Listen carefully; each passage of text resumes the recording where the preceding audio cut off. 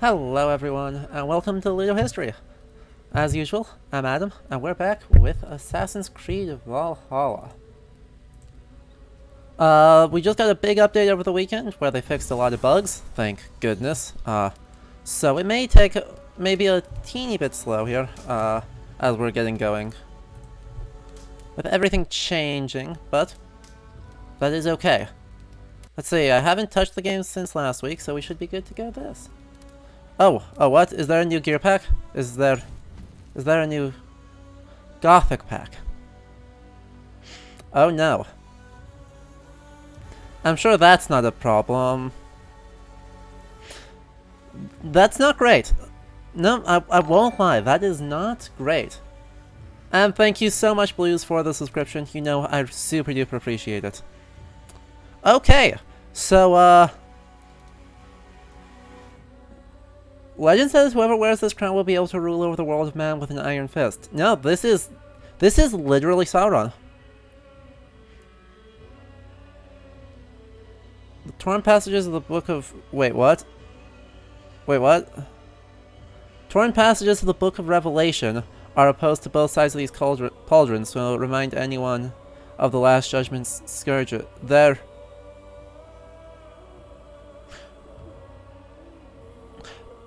The Book of Revelation was never written in runes. There are no runic Bibles in existence. And that looks like that's I'm pretty sure that's Elder Futhark. So, double woof. Because the Elder Futhark stopped being used before Christianity was introduced in Scandinavia.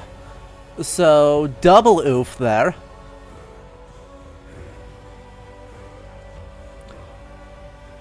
Gothic armor. An armor seemingly made out of nightmares and and countless sinners who lost hope. Please note that you'll probably need to slaughter additional sinners to enhance it. Well, that restores some health after a kill. I guess that makes sense.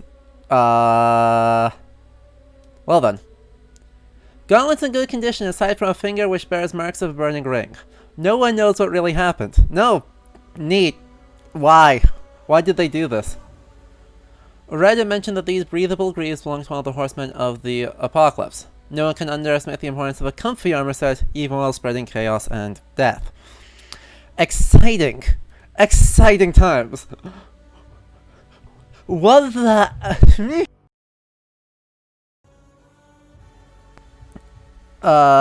okay.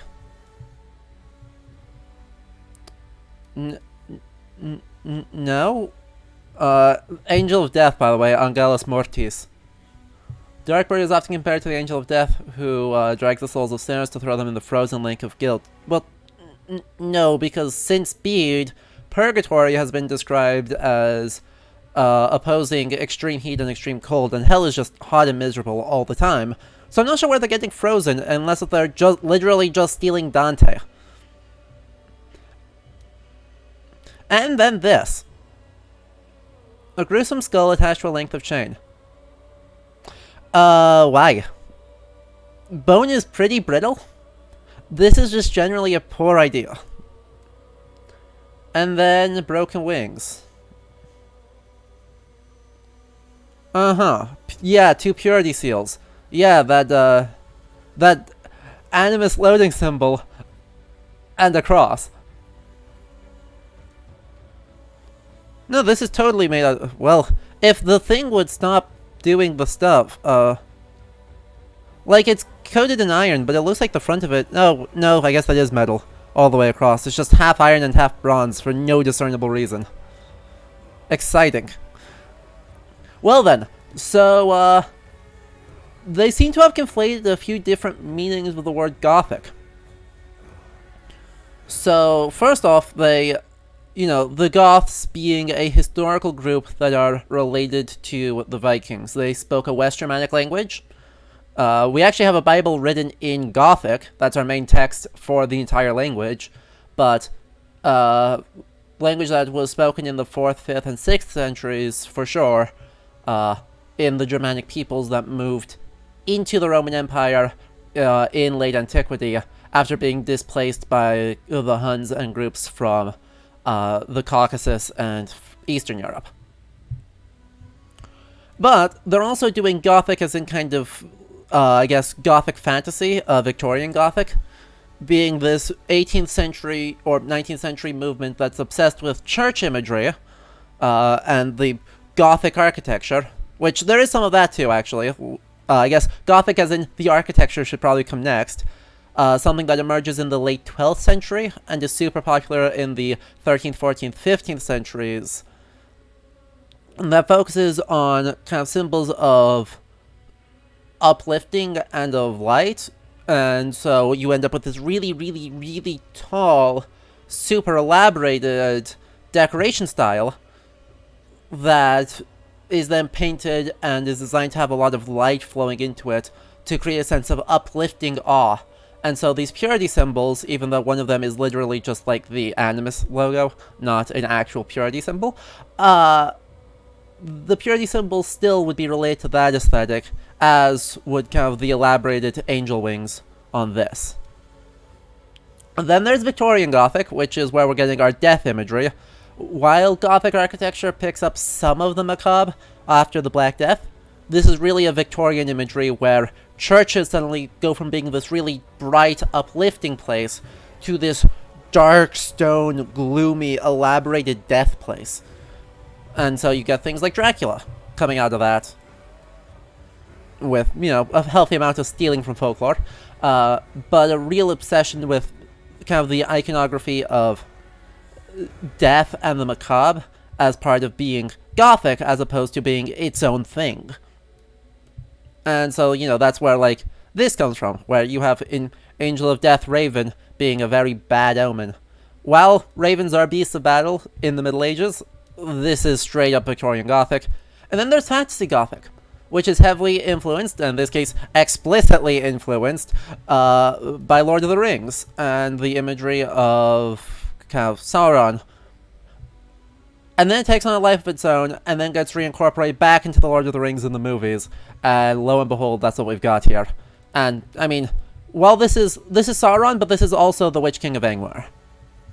So, yay! Yay, I despise it. You know, there's so many cool historical sets they could do, and they just aren't doing any of it. Anyway, I haven't touched the game in the last week, so we're just gonna see what's in the store today. And, see what's going on, and see what we can do. We're gonna get out of the Huldefolk set, because, yeah. But once again, reminders to everyone watching, channel points can be spent to make me get any set of tattoos, hairstyle, or equipment that you want. It's 1200 channel points for an equipment change, and then you just have to let me know which one you're doing. First things first, let's see what Red has got at the store, and pick up some new contracts, so we can try and complete those along the way. But then, before we get into the capital M meta plot, that requires your special skill set. we are in... Oh, we don't have weekly quests. Unlucky. Man's death can... No hurry. Oh well. What do you have today? Let's take a look at what we've got here. Oh! Oh, you know we're doing it. Sturdy and yet lightweight. Perfect for your line of work. And then, another tattoo. Muspelheim Brazier. Well, I don't know why they use the Spanish word bracero, but that's okay. And or a Droiger Sacrifice. Do we want to get any of these other ones? We can afford any of them. But chat, you guys get to decide. By the way, the Ukon Vasara here literally translates to Ukko's hammer. Ukko is probably a deity that influenced Thor, or was influenced by Thor. Probably went both ways. But it is found in Finnish folklore collected in the 19th century, and almost certainly dates back to the pre-Christian period there. So it's one of the Finnish deities that we can definitely say is a deity with clear thunder associations and wields a hammer. So if he is a borrowing of Thor, that's evidence that Thor in the Viking Age actually still did have thunder associations, even if later, and by the late Viking Age and in the saga writing period, after Thor stops being a god, Thor kind of loses the lightning side of things. Save for...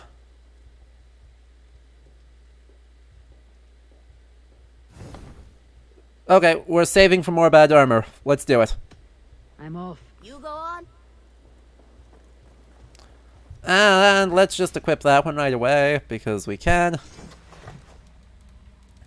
You know, one of the rare cases where I'm actually okay with using the hammer despite warhammers straight up not being a thing in the Viking Age.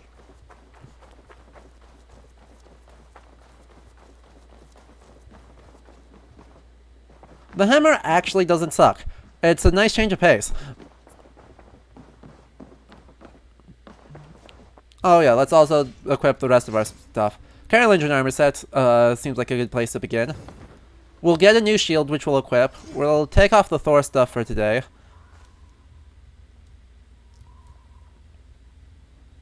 Let's go for those. We can always upgrade them. We're going to keep the Hidden One's gloves because those are excellent. We're going to keep the mask because there still is a pandemic. And I think they fixed the arrow bug, so we can actually do that without feeling bad about it.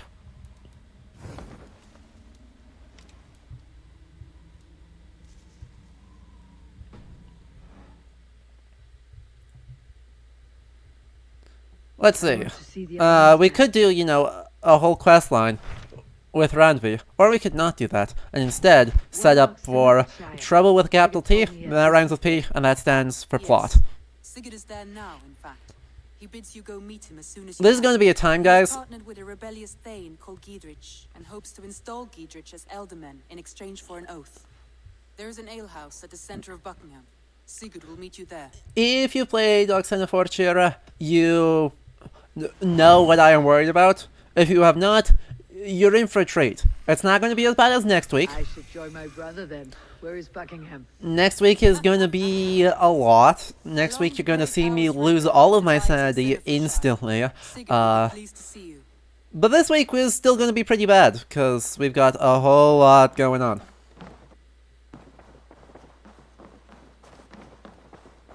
Do we have anything over here that we need? A new letter. We do have a new letter. Oh yeah, we're just going to keep stabbing the maps. Don't worry about it.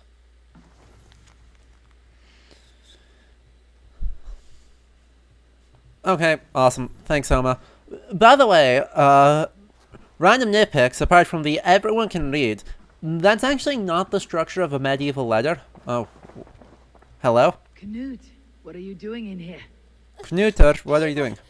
We need your Oh, help. right. Plot. We. Sylvie and Ira are in trouble.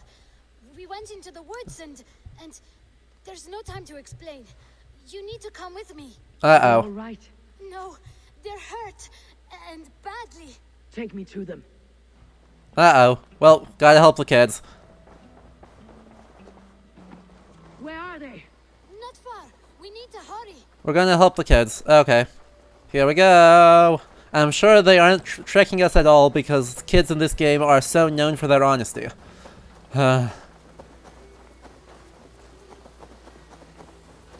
happened? Are they still in danger? Not if we get there soon. Kids are literally never trustworthy in this game, and it is confusing to me. But anyway, medieval letters.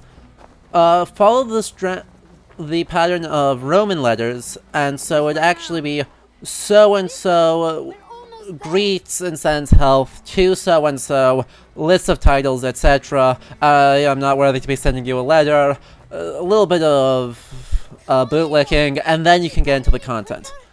At its simplest, it would be something like, Alcuin sends greetings to the Lords of Mercia, and would send that letter to literally everyone. That's actually a letter he did. He did it with some regularity, actually. To just complain about them for being not good Christians. Because they were not super good Christians, and tended to attack monasteries, even before the Vikings showed up. It was Iris. Lying is not a good way to get my attention, children. But we found a dog that needs your trap down there. We thought you wouldn't come if you knew it was just a dog. Oh, that is not the sound of a dog, Ira. That is a wolf. But a wolf is a kind of dog, yes? My mother told me that. Of course it's a kind of a dog. Listen to that sound. Ow! Pure dog. Well, if it's a husky, yes. If it's another dog, maybe not. There is no need. Let me see what I can do. We must help her. Well, She could be starving. Poor her. She's crying. yo, crap, there's a locked door. There's one nearby. Why is the pig? Her family probably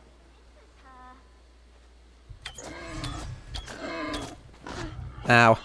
Hey, they did fix the Keys to the front door. I must be cautious opening it. We do get a big fluffy dog off of this, so, you know, totally worth it.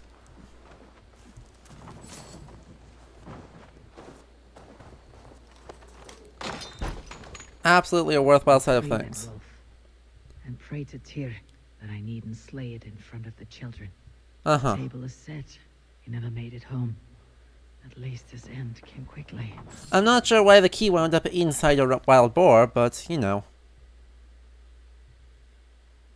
Uh-huh. Well, a, hermit hunter who, did dumb These things. skulls bear teeth marks. The wolf must have helped him take them down. I assume it means that skull, not not skulls. That was actually where the dock was. But that's okay.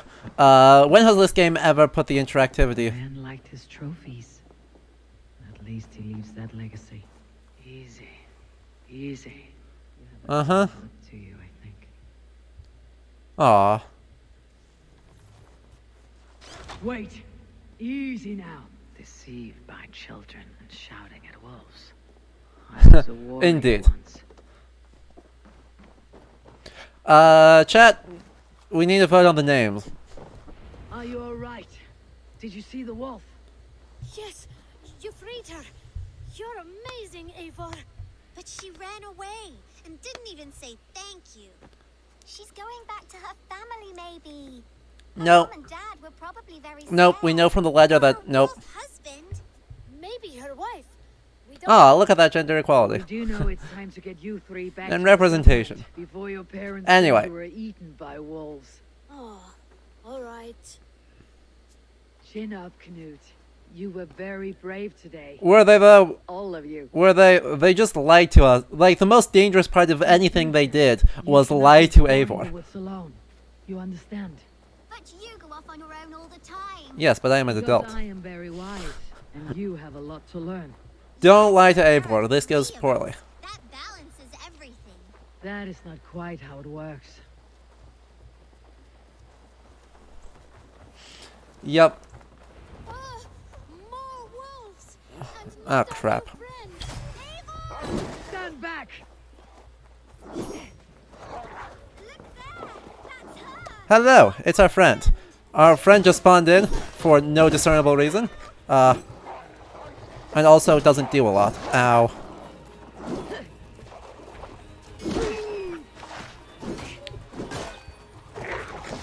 Shh.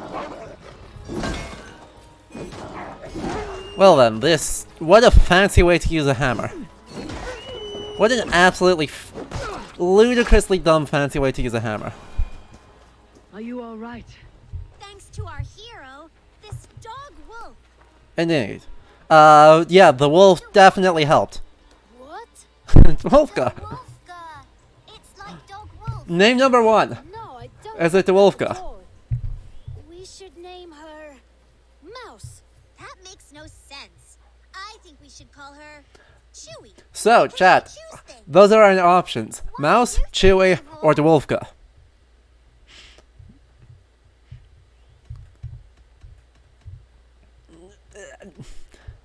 Truly, they're the best at naming. I see 1 for the Wolfka. I see 1 for Chewy and 1 for not Chewy.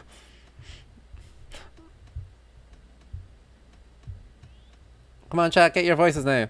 2 for Chewie.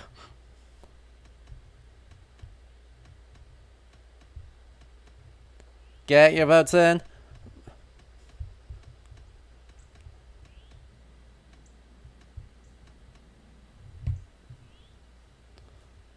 I think that says. I think that says 3 for silliest name. Yep, I'm saying the votes come in for Dwolfka. The Wolfka.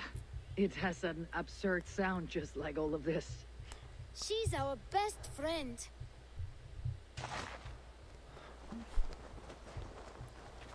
All right. We need to get home.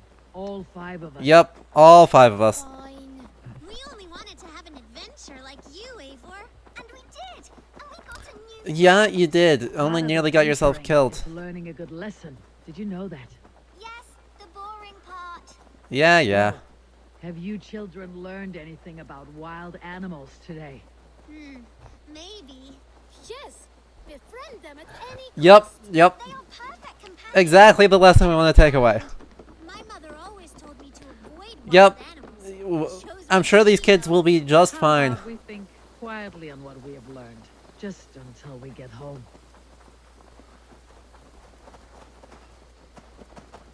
Eivor is a force of chaos masquerading as a protagonist. I know she is. We saved her. She'd be rotting away by now. Just like that boar you killed, Eivor. You saw that? We see everything. Let's not tell your parents, all right? Now, scamper off home and take your new friend with you. Ta-da! Well, you know, they say, oh yeah, Dwolfka is supposed to be their friends. Dwolfka imprints on us. And off we go. Birna, welcome to the Raven clan's nest. Good to be here, Sunbeam.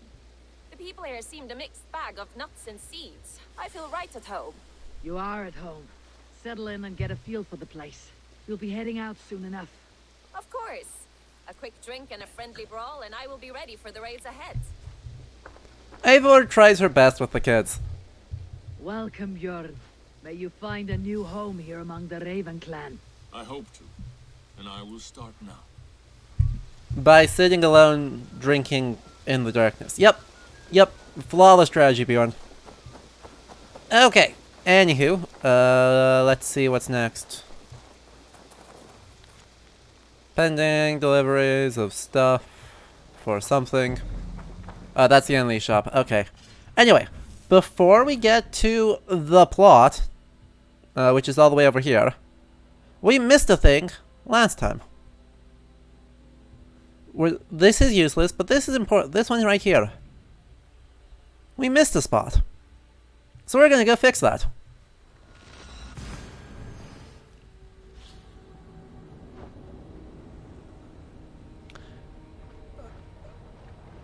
So, the place we are going is probably the most famous Germanic site in England. I don't think that's an exaggeration. It is super ludicrously famous. And yet, somehow this game manages to totally butcher it. Good times. So, Sudden Who is a complex of about 20 barrow mounds from 2 different graveyards that were established right next to each other, that were used in the late 6th and early 7th century. They are, by and large, all pretty fancy, but have some of the earliest cremation graves that we have, like, period, from the site. In England, I think within the Germanic world, actually. Aid me. And so, you know, here's the site as we're overlooking it. We got 1, 2, 3, 4, 5, 6, 7, 8, 9. Yeah, so we've got like half the sites. We've got basically one of the graveyards, but then another one would probably be over there. And they actually get the location right. It is right on the estuary of this river. But the most central one, the one that is famous for like everyone, is this ship burial. This ship burial was undisturbed from when it was created in the 6th century up until it was excavated in the late 1930s. Undisturbed. This is usually attributed to Redwald of East Anglia, although I'm not familiar with the scholarship to know why that's the attribution they give, but is probably the single most elaborate grave we have, and very famously has an ultra fancy helmet. Like, which is probably not a battle helm, probably not something designed for practical use, but instead something that exists as, well, an extremely cool ceremonial helm. Instead of any of that,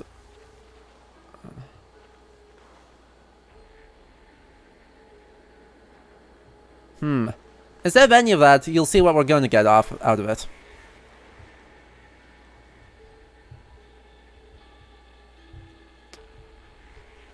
Well, yeah. Ow.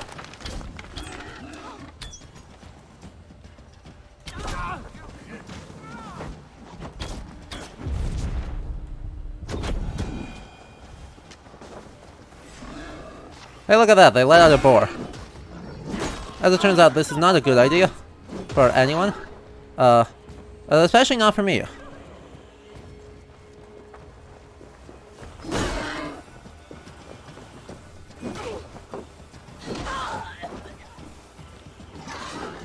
That's okay, we just yeeted a sword at it, and that was good enough. Hello. Somehow that we got out of combat?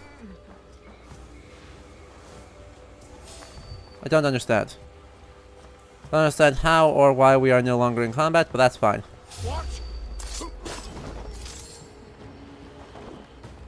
You know, they must have changed the AI on the ships, or in the camps, or were at just such a low difficulty level that they just didn't even register a whole camp alert.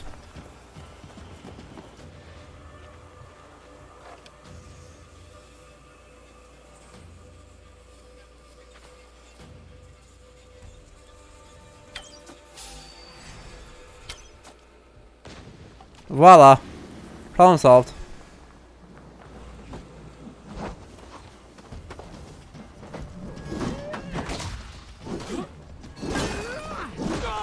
Oh wow, you can just stomp someone into oblivion, okay. Ha! I just missed on reversal to stone, and it killed the guy. Amazing.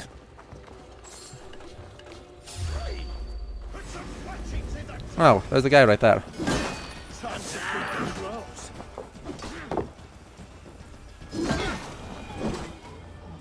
And thank you, Mercer the Bladeplate Slayer, so much for the follow. I really appreciate it, man. Okay, so after that exciting camp clear, where's the key? The key's down there. Okay. So yeah, we're going to enter one barrow. Oh, there still are like 3 guys up. Oh well. We're going to enter one barrow right here. And then we're going to rush around this corner and murder this guy.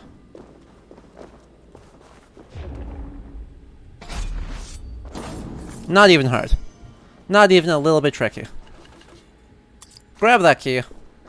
And then that'll let us get in. And by the way, you know, all these barrow mounts have completely standard, Christian, 12th century.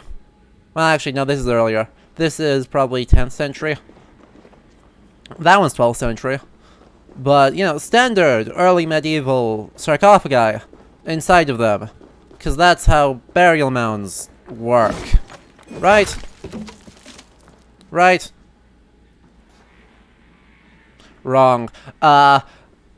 Inside of these burials would be...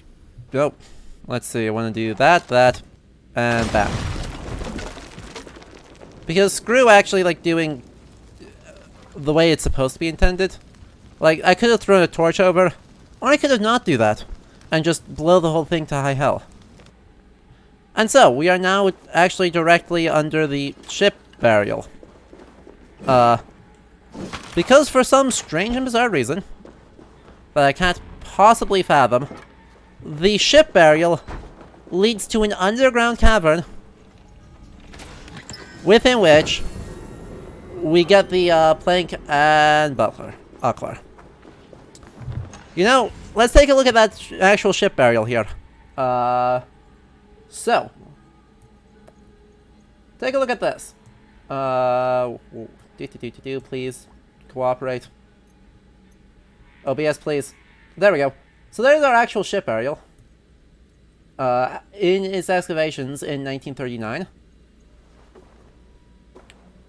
As you can see, just kind of a standard flat ship, no secret entrances anywhere in it. And all the loot was laid inside the ship. Well, the covering that you can see, actually let's tab back into game super quick here to climb up here and take a look at the covering. This would be accurate. That has simply rotted away. And you can see, like, they've got some of the grave goods here. The body would be laid right here where the hole in the ground is. And then the other kind of weapons, armor, paraphernalia would be laid around it. And then the ship continues, continues way through here. So, you know, the ship is like halfway through its excavation, so we're in like early 1939 right now, I guess, apparently. Yeah. I am still on the pick. Good catch. I am smart. Anyway, let's try that again. Take number next.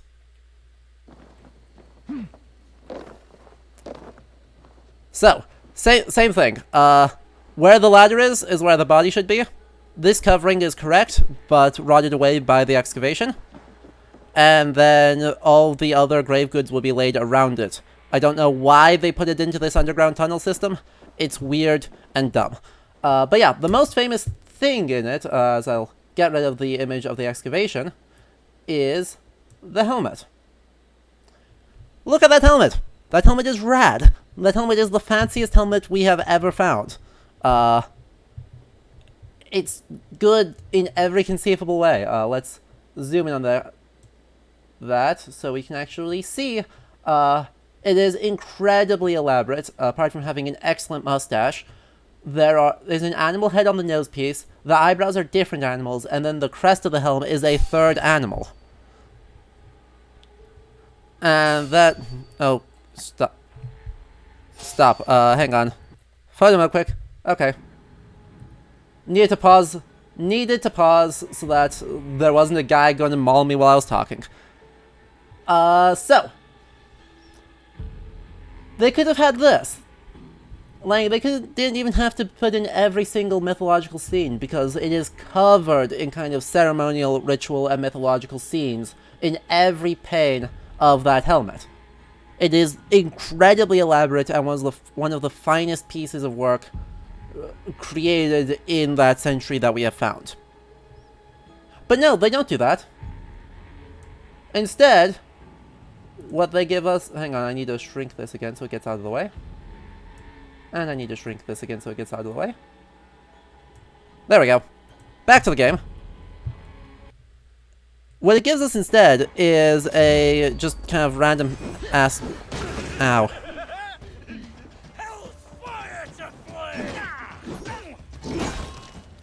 It's just like a Ow. Once again. Rude. So instead what they give us, you know, they could have given us that helmet. And instead they gave us this shield. Give me the details. Formidable shield buried with Weha, king of the Angles, and belief that you'll protect him from the furies of hell. Yeah, not quite. So Weha is Redwalda, that's probably the same guy, But, and you can see, like, if they didn't have this stupid piece of fur, we'd actually be able to see the designs on it, which look like they are at least inspired by, actual 7th century imagery. But you can't actually see any of it because it's all buried with stupid nonsense. So we'll have to upgrade this a few times, see if it gets less atrocious. But we're gonna roll with this shield for a bit, just out of spite.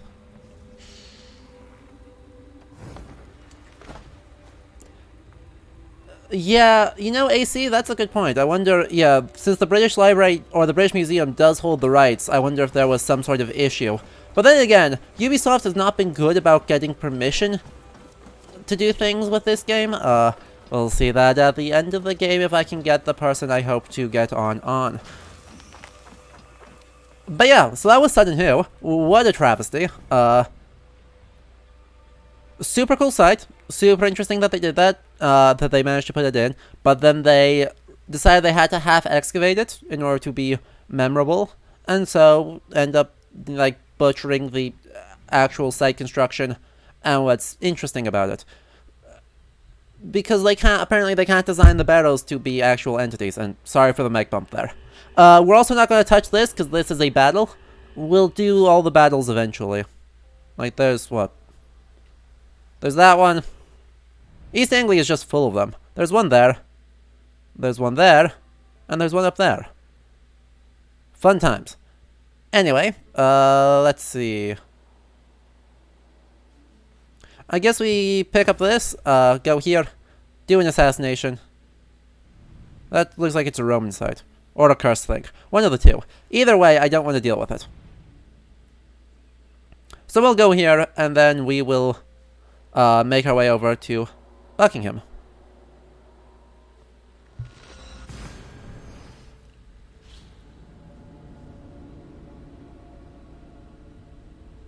Here we go. God, it's such a bad shield.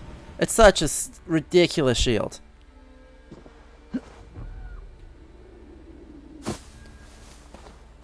I keep looking at it, I keep being staggered by how ridiculous it is.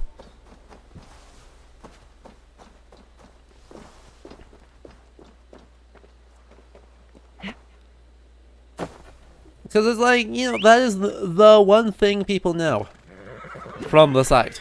There's a lot of other incredibly cool things, including artifacts from the Eastern Roman Empire. There's things that were definitely, beyond any doubt, produced and brought to England in the 7th century from the Eastern Roman Empire. Or, did I say 17th? 7th century. And they could have shown any of that stuff because, you know, it would all be cool. That's just a random set of people. Cast about this land, my Well, that's exciting. There's a big pile of soldiers there. And then there's these soldiers here. So this may turn into a very unnecessarily large fight.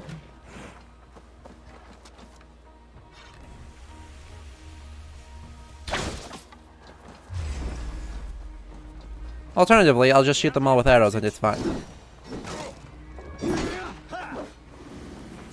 Ah, dang it.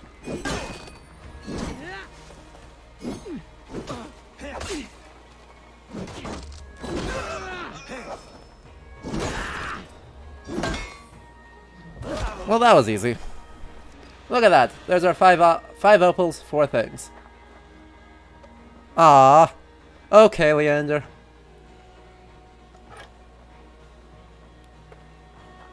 Your time in Midgard is over now. So, you want another shield?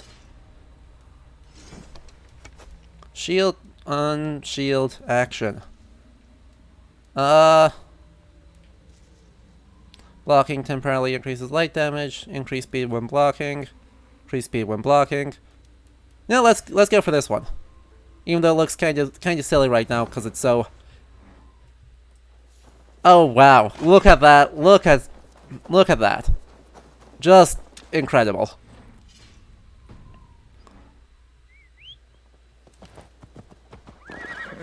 So where are we going now? World. Here and then here. We are very, very close to starting off our meta plot. We just finished off all of our miscellaneous stuff, Kosek. And so the meta plot is en route.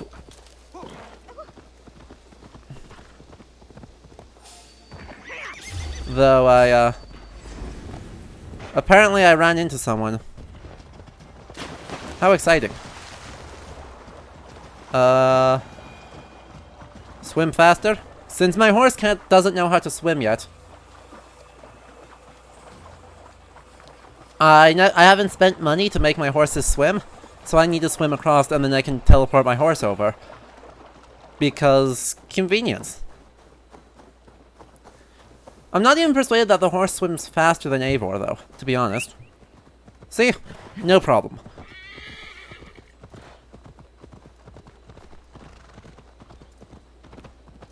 Yep, the shields do in fact just clip together. They clearly did not really intend people to be using double shield action. Even though they enabled it and marketed it, I don't think they thought about how that works in practice.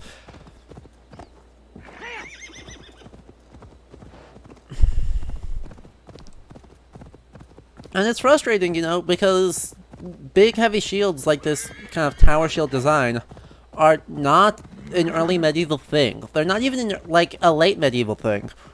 The main point where we are thinking about these giant tower shields that are several feet tall is in the, like, 15th, I guess the very end of the Middle Ages, like the 15th and 16th centuries, where in duel contexts in Germany, duels would be fought with a sword in one hand and a tower shield in the other, as kind of your traditional weaponry.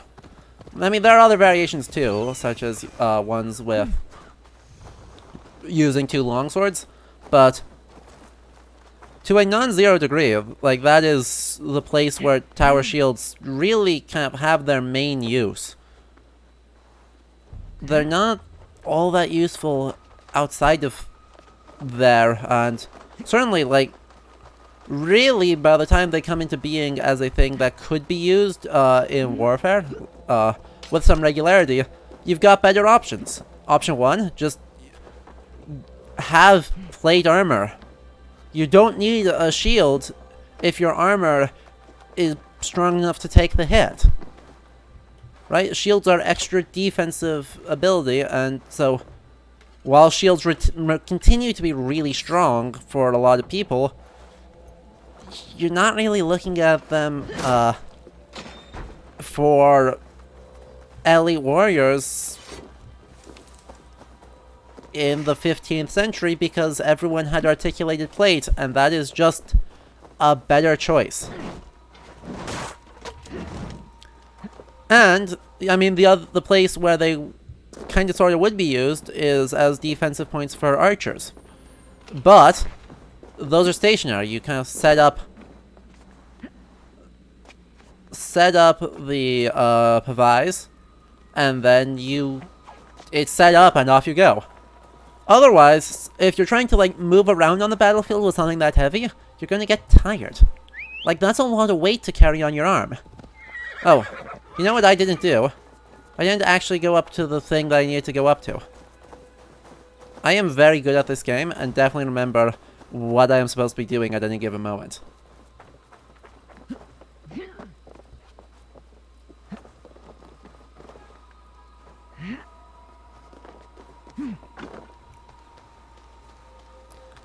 So yeah, like, heavy shields aren't an early are certainly not an early medieval thing, and I really I do not think of them as a late medieval thing earlier. I just think of them as, you know, not a thing. Not worth the effort that it takes to... Oh, come on. Behave. Nope. Nope. Eivor. We've been over this. If I get directly under it...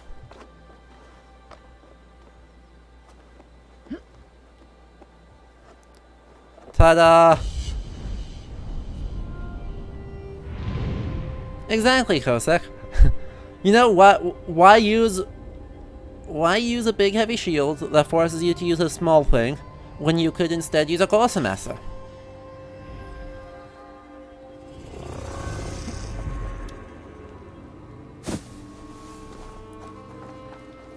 Yeah. Again, this is not to say that shields weren't used in the late Middle Ages. They were. But that if you could afford plate armor, like, the classical fancy image of guy in huge armor with a huge shield is kinda nuts, because why? Actually, why? You already are super durable under that armor, so why would you even realistically be thinking about using that as... what? Whomst. Oh, dang it, random bunch of bandits. That's the one! Kill! Yes, bandits? Oh, hey! Apparently that counts as a parry, cause,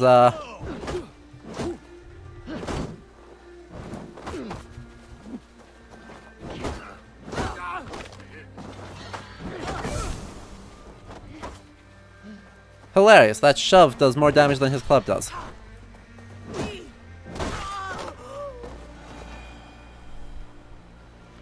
Ah yes, ultimate defense. I am indestructible. Jesus. Okay, so there's another probably carb or nickel ingot there. Which I actually do want. I do need those to start upgrading stuff farther. But what is this? What is this one? Oh, I know what this one is. Am I ready for that? Do we want to do a beastie fight, guys, or do we want to get right onto the meta plot?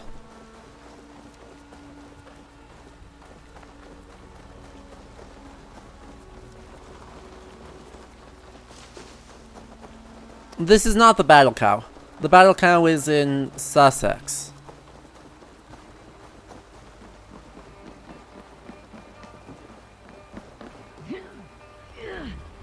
I mean...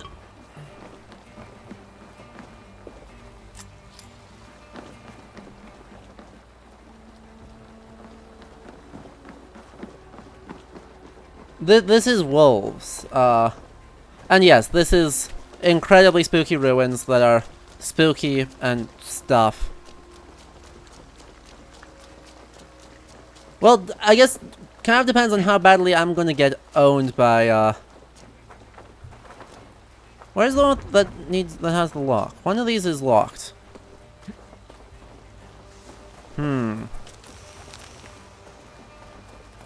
Sorry, there's a locked door. Like, I'm trying to get that wealth first. Just so I have it and I don't have to redo it when I inevitably die to these. Very frustrating, sometimes. Sometimes they're very just kind of lazy and easy to deal with. But sometimes they're very frustrating. Okay, where's the locked door? One of these houses has a lock on it, I know it does. I thought it was this one. Maybe it's this one. Let's see, because where is the...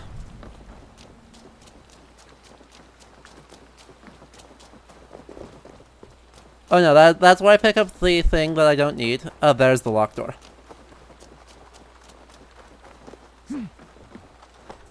Yes, one of the things is actually called Alfred's Battle Cow.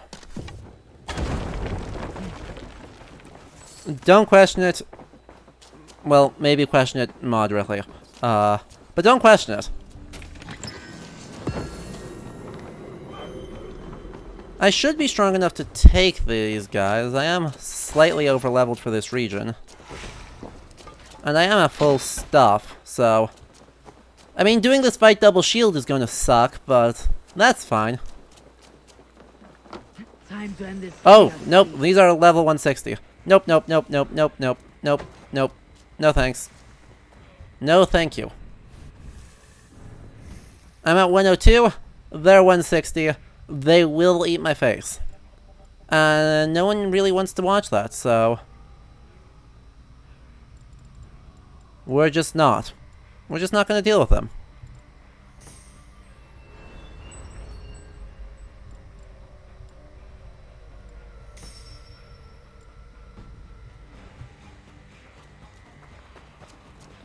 Yeah.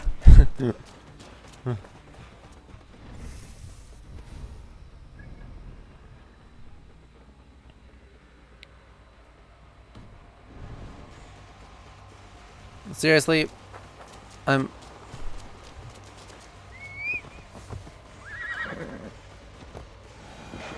By the way, their names are Old Wolf, White Wolf, and Night Wolf. Just in case anyone's curious. Those are their... That's the translations of their names. They're in Old English, but that's all they are, is... The one that's white, the one that's black, and the one that's big and old. Truly the most creative of options. Shouldn't be seen as soldiers are tightly wound. Hey, look at that. There's stuff. There's a note to somebody up there. There's this armor piece over there. But I apparently need to try and be stealthy here. Despite this game not really being conducive to stealthiness.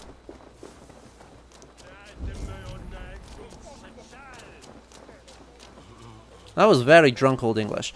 Okay. How do I get in there? Step 1, murder a man?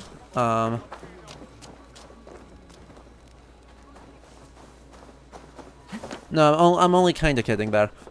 Oh look, it's another type of this... Another type of this very nice... Wait a minute. Why?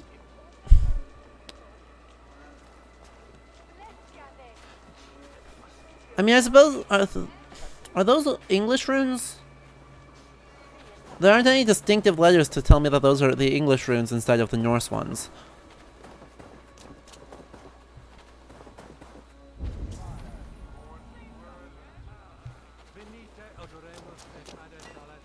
Those were runes. It is not impossible that there are runes on a cross in a graveyard. After all, there are mythological scenes from Norse mythology in... Okay, that doesn't help me at all.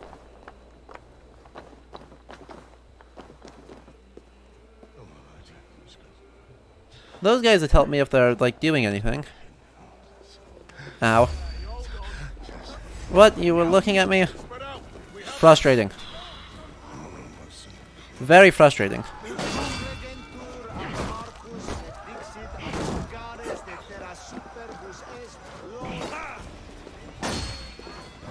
Okay, well, here we go again.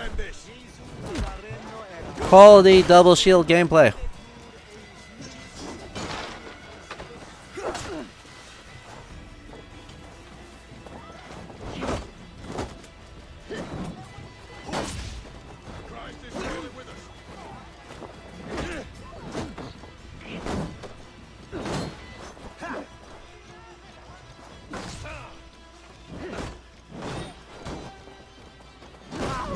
Wee. Who's thrilled by this? Ow. Sir, you're being rude.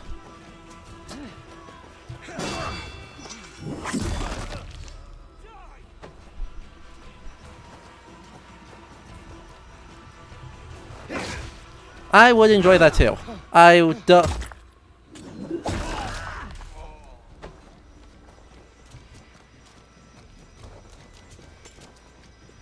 What? I thought I could throw a weapon. Where's the weapon I can throw? Lame. Hey look, there's another one coming in. Oh gosh, there's another guy. Hello. Please. Please do the thing. There we go. That was needless, but that's fine.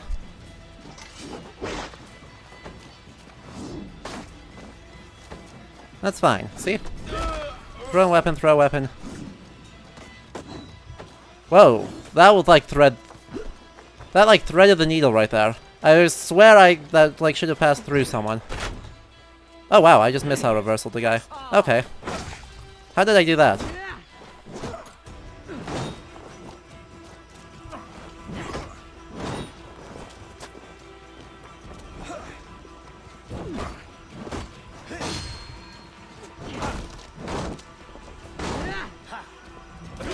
Truly the most engaging of combat.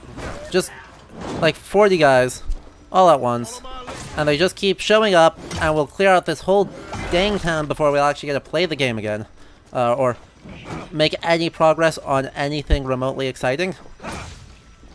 Just gotta bash some shields in, going exactly the same way, the same set of stuff, every single time. Thrilling, I'm sure.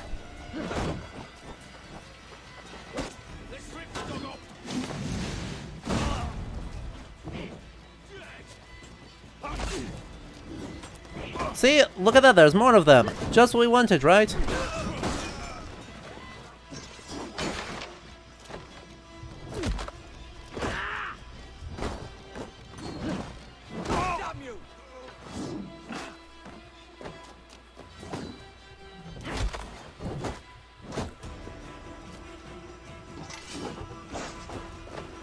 Get round the side.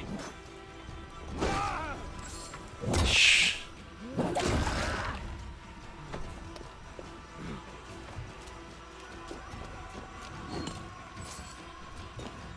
Oh yeah, and the door's locked, and we still have no idea where the bloody key is, because we're still in combat because these guys.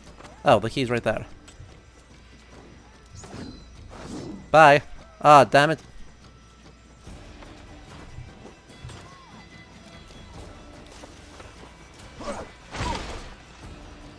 Together, lads, we have this.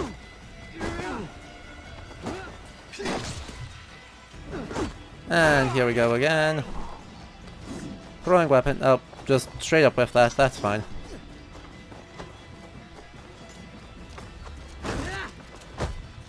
That's fine.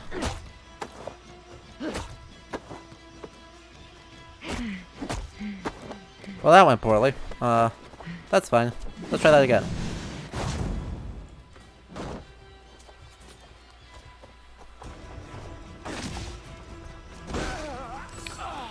Okay, yeah, this is just incredible. Throw a weapon, please. Nope, that's carry. Someone else shooting arrows at me. What? How was that not a missile reversal? Frustrating! Go away, please. And there's 2 more of them! Just what we wanted! Yay! God, I don't enjoy the combat in this game.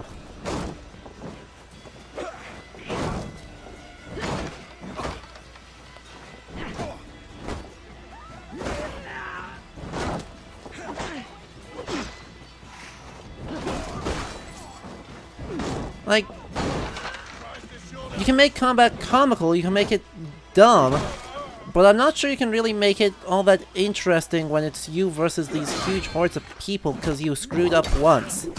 Right? I mean, just think about it. We screwed up once. We got seen by one person in this stealth section, and now we fight the entire damn town. And look at that. We are now out of combat. Ish. Ish.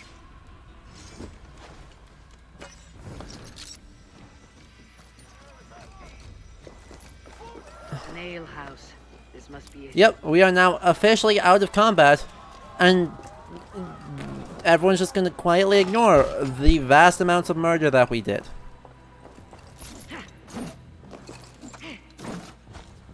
Seriously? Could you please, no? All of those hits, not a single one did that. Okay, so, where is the...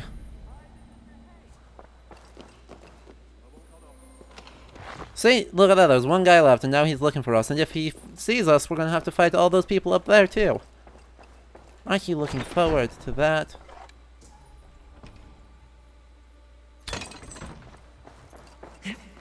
Why does this ladder exist right above this random cross? Why? Huh?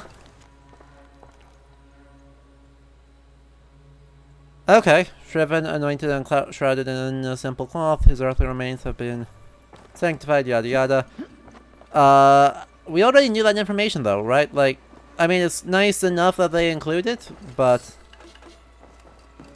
we already knew that. Hey, look at that. All that effort for one thing. And more scrolls. More, looks like manorial scrolls, actually. That writing's upside down. My guy.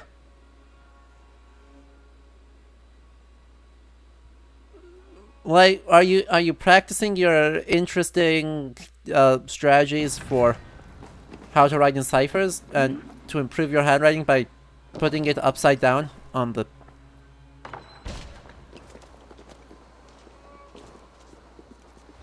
Like, I assume the way that they want you to do it stealthily is to walk up among these guys.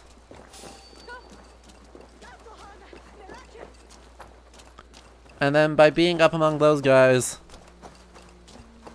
they'll walk right up to the door and they'll walk right past the key, you can nab the key, they'll walk right past the door, you can walk in the door, and then do the loot.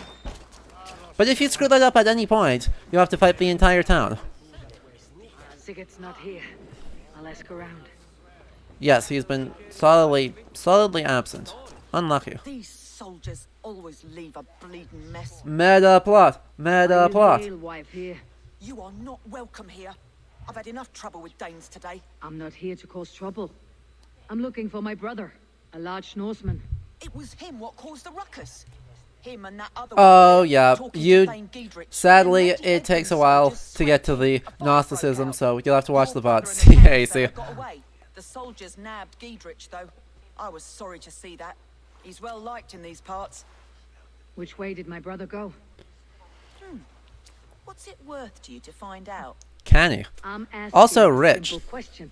Look, Dane, you start a scene or a scuffle, and I'll scream for Actually, soldiers. quite rich. Those look like they're wooden beads, which is... You seem to respect this man Giedrich.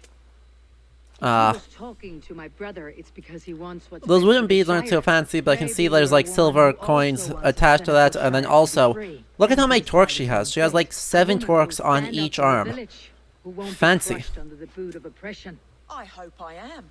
Such a woman would help me find Giedrich's friends. You're right, you are. Your brother and his friend jumped through that window there and scampered off towards the river. We're just about to start the meta plot, In one of them fish and it's houses. gonna get wild real fast.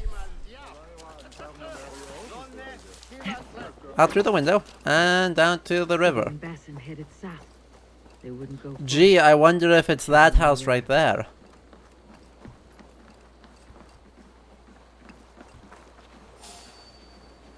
Bloody reamers. Bells and beacon fires are well and good, but by the time you've got your armor on and made it all, the bastards are long gone. How much do you want to bet that it's the house right here? Smells like a fish house. It's good.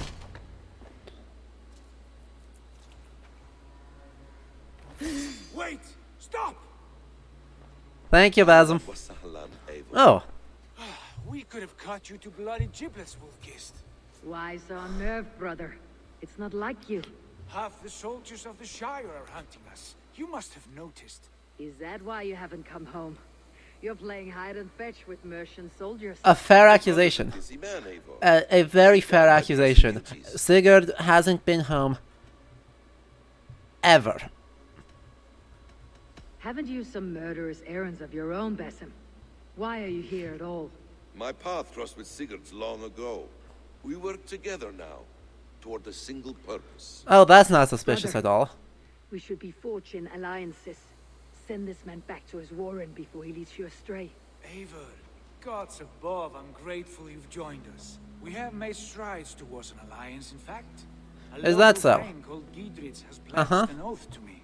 I've heard of Well him. done, Sigurd. The alewife also mentioned a Lady Edwin who commands the soldiers. Why not ally with her? Lady Edwin's husband was the Shire's alderman, until Gudrun's army ended his life. She's taken up her husband's fight, with a promise of aid from King Alfred of Wessex. Edwin vows revenge on the Danes who stole her husband. Peter, and you know, her life. it's a From what we reasonable know, question. Alfred is a fearsome king. If Edwin can win his Thanes sword, this shire is in lost to early us. medieval England could sometimes be extraordinarily powerful in their own right and have only nominal subservience to the king. Have faith, Eivor. That being said, 200 Saxons Ceolwulf pay for some wasn't buildings can be one of those terrified. kings. All men and He women, was noble or peasant, relatively powerful and actually pushed the This is true. Welsh skirmishes out of Mercia in the Welsh border marches, as we'll see in Shropshire. In shackles now. But- All your plotting has turned to ash. Not if we act soon. She dragged her prisoners to the Longhouse. Well, With you here, we can mount a surprise strike. If Giedrich is our best chance. early in his reign, I guess it's possible that the Thanes would have not done it, or just not listened to him, but generally speaking, yeah, Ceolwulf issued plenty of charters in his own name that were accepted by the nobles of Mercia, and Eowyn should not be Has Basim told you particularly different in that regard. Eivor, have you lost hope Uh, in Warcraft? I heed Basim's wisdom, but he follows my lead. Sigurd, The Sigurd, look of one who trusts none but himself. Basim is secretive by you nature, haven't. but he is wise. and forthright, and he has opened We my haven't eyes seen to you what fight is. the entire time. He has promised me a reward so unusual, so incredible. It Oh, will that's shatter your mind. that's not suspicious at all. Brother, our bond has the iron heft of a war axe. Do not let Basim and his prophecies of good fortune sway you from our simple goal. Never. Our goal is fixed. We shall soon be the lords of Mercia and all of England. But Basim has a deep insight. He's read wisdom in the lines of my face and heard the litany of my forefathers. And there will be time enough for my saga later. No, no, no, please keep going. I'm sure it's not at all concerning. Sigurd went all in on the Metaplot Kool-Aid. You know, before we go raid the place. Is that a bottomless stomach? Really, we need a fortifying drink because Sigurd has had too much Kool-Aid. We've gotta get going. We've gotta catch up. Bring forth your coin. Let's sweeten the pot. Oh no. Vinil, they'll string this out over the next 4 hours of it getting increasingly cringe. There's drinking to be done. Who's with me? That sounded like random choking. Supposedly they made these harder, so I actually need to kind of hurry, or pay attention here, and actually focus.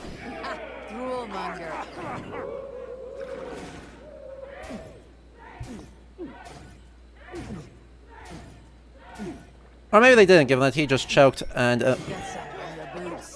we're now a full half horn ahead of him. That's not enough for me to feel super comfortable. But I've heard rumors that they made these a lot harder. As you start betting more gold, because a huge patch came out in the middle of the week that fixed some of the big problems. So, like, supposedly, remember the flying ship in Leicestershire? Supposedly that doesn't happen anymore.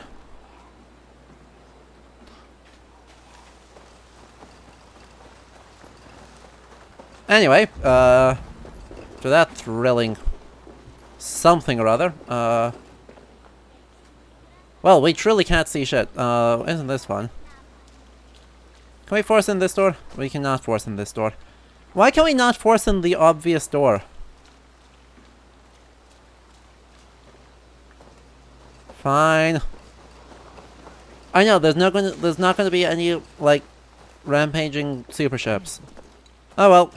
We can, however, force in this door. Sigurd? Sigurd, please. Don't leave me here. Thank you. Oh yeah, we had a ship teleport or leap out of. Stay your blades. This traitor Giedrich will face trial. As will all the treasonous thanes of this shire. Is that so? You're the traitor, Edwin, calling on Alfred of Wessex begging for his army. A small problem. Giedrich, lapdog of the Danes. Again, this in fact would be the actual treason, because Mercia You're not the alderman here, Lady Edwin. Turn around and That's walk away. not what that's not what I told you to say, Eivor, but that's fine. But yeah, Mercia and Wessex are not on good terms. Just period. Since the early 8th century, under the reign of King Offa, Mercia has been steadily losing power relative to Essex, or sorry, relative to Wessex, and the wars through there have kind of consumed Kent, were weakening East Anglia as well, and Sussex used to be its own kingdom, and that got gobbled up by Wessex as well. So, in the last, basically, 100 years since, before the events of the game, Mercia and Wessex have been really on bad terms.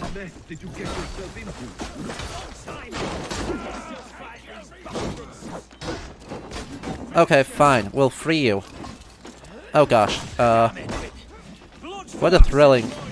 That is not who I aimed for. That's fine, I guess.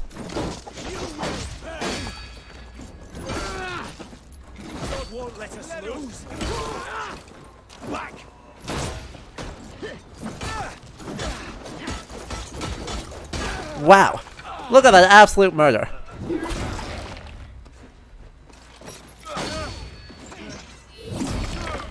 Vinal, great question. Well, gee, I wonder who died. Good lord, you fight well. No idea. The reason why they're so big is, I don't know. Well met. That was your plan, Sigurd. To charm the lady with your vague hope of kingship. Prophecy, Eivor, not hope. Kool-Aid. Squabble. Edwin's taken most of the Shire's thanes. She has her way. They'll be dead by supper. Tend your wounds, Gidrich. We'll free your friends. And what of the holy woman, Fulke? You promised a meeting Peter, with her. Ceolwulf has a lot of issues, but definitely, yes. Ceolwulf would have been very interested in someone buddying up to Alfred in Mercia. Tell us where and we'll go now. Their lives depend on the speed of your tongue. Southwest of here, halfway to Oxeneforda, at the Lichvila garrison. Basim, Eivor, to horse. So...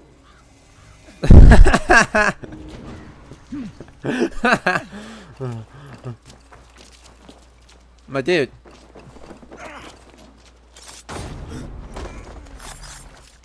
Off again, Eivor. You and I, with blades drawn and hearts ablaze. Who is this Fulke that Basim spoke of?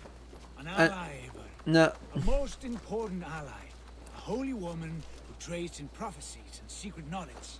That is not the sort of alliance we're looking for, Sigurd. No, it's even better. You cannot imagine what discoveries await. You're speaking strangely, brother. Because I'm alive, Eivor. My heart's alight with the fuel of battle fire. Like old times, eh? Yes, Sigurd. Like old times. Remember our hunts beyond the northern way? Our first big kill was a 10-point deer. Hello? Please pick up. Please pick up. Nope. God. Dang it, Eivor. We brought it down together. The arrows from our bows like darts of ice. With sharpened shin bones for skinning the beasts. Dang it, Eivor. You were so close. Come on. Nope, Eivor. Do the thing, do the thing. Sharpened shin bones for skinning the beast. You on the right, me on the left. We leapt and struck. We crashed to the ground like a felled tree. Then the bloody struggle. Damn animal bit my hand. Never knew a buck could bite so hard. Seriously? You literally... Spilling its life wine into the drifts. That put an end to him. Such tales you siblings tell. It's just one of 1,000, Basim. It was the glorious dawn of our lives. You know, I like that story. Not yet explained who this Fulke woman is. When the time is right, I will. She is the fulcrum of a larger plan. Above conquering England, what larger plan could we need? Patience, Eivor. Patience. Yeah, but Eivor... Fine. Keep your dread secrets, brother. But if this alliance fails, you may take them to your grave. This fever will break once you know the whole truth. I promise. No, no, no, it really won't. Sigurd, I promise you it won't.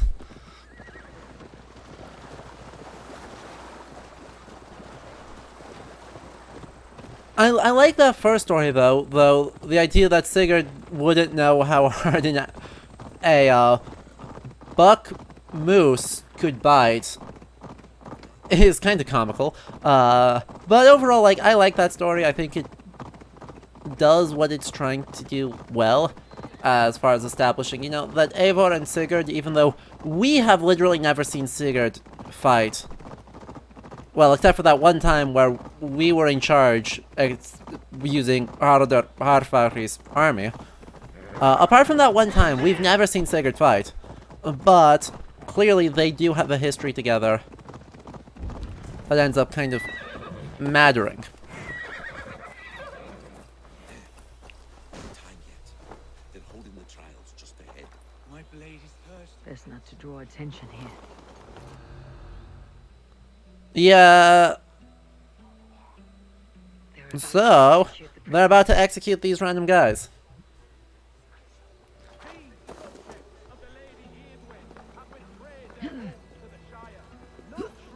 Oh, hello.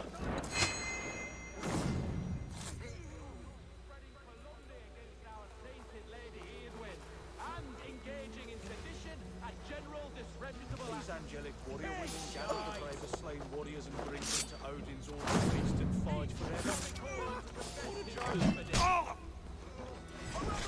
Execute the prisoners at once! Rescue us! We can help! God dang it. We got seen. Luckily, no one seems actually interested in, you know, doing that executing. Like, no one actually seems interested in doing that. Oh.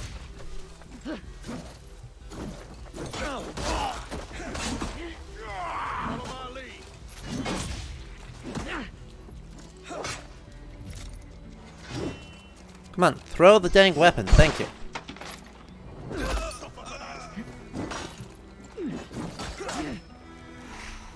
Sure. I wonder if there's my reinforcements. God, that took so long too. I owe you my life, friend. Also, these guys are just gonna stand there and watch, I think. Just bring down Edwin once and for all.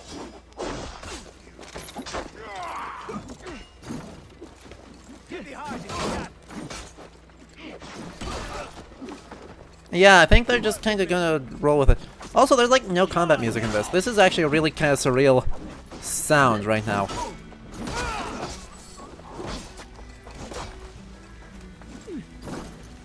Have your guts out. Just super quietly,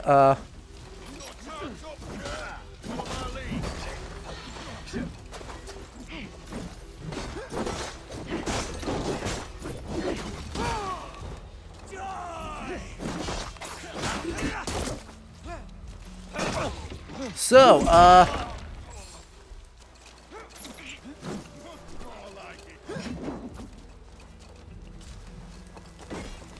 the double-headed eagle is far more of a, like, Frankish thing than it is a early English one. A lot of the attributions of it, are from way later. Ow. Rude. Like, way later. What are we thinking here? It's something like an attribution in the 13th century to a 10th century Earl? It's something like that. So, that's the level. That is the level of, that we're thinking. They are, it is very, very far, short Let's get away from this place. of what you probably expect with the idea of it, how prevalent it is in this game. It's not a contemporary Mercian symbol, even though it's being used in this case to refer to, like, the whole kingdom of Mercia.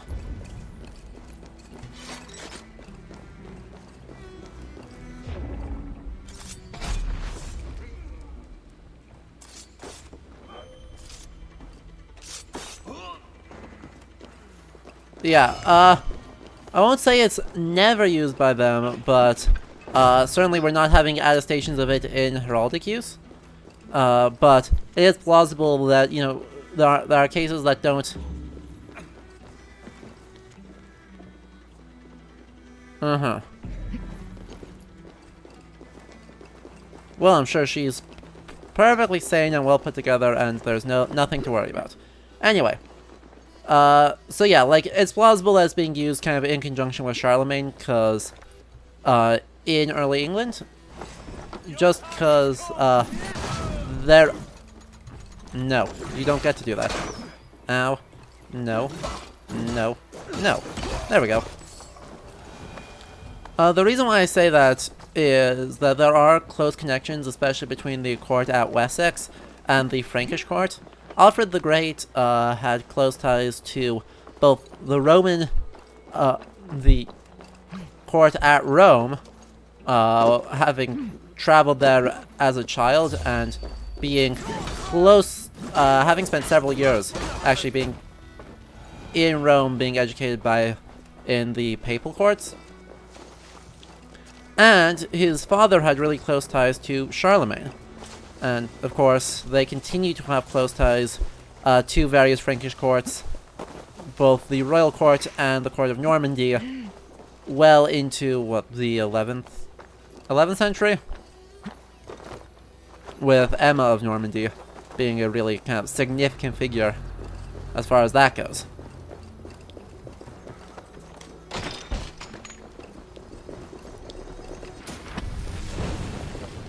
Feign death, yeah, truly the most useful.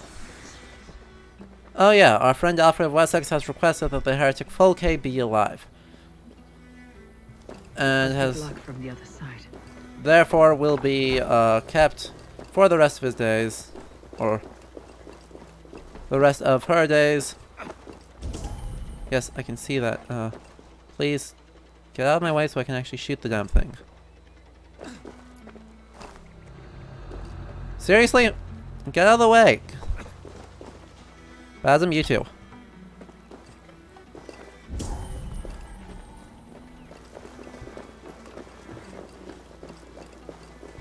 Okay, so we also just, you know, learned there where our metaplot is going.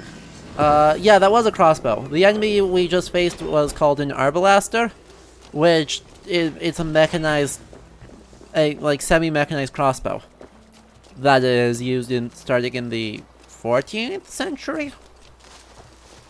Arbalists are not used earlier than that, but yeah, while crossbows were used in the 9th century in Francia, they don't seem to be at all popular in England, and really it isn't until like the 12th century that crossbow usage becomes kind of ubiquitous. I guess, yeah, late 11th, early 12th century that crossbow usage really just becomes ubiquitous in Europe, and then the arbalist is a kind of development out of that. Let's see if I can get more information on that specifically. Bless you all. Thanks to you, I live to pay Lady Edwin back in blood. Well, they're letting this nicely used. Okay, so it's actually... Good Thane. We're at your side in this fight, to keep this land in the hands of those who love Mercia, be they Saxon or Dane.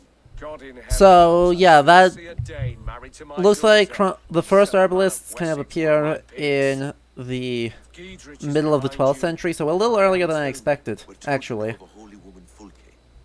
But the big difference is that it's got a steel, a kind of spring steel bow instead of a wooden one, which gives it a lot more use. Of course, the word arbalist really is just a French derivation of the French word.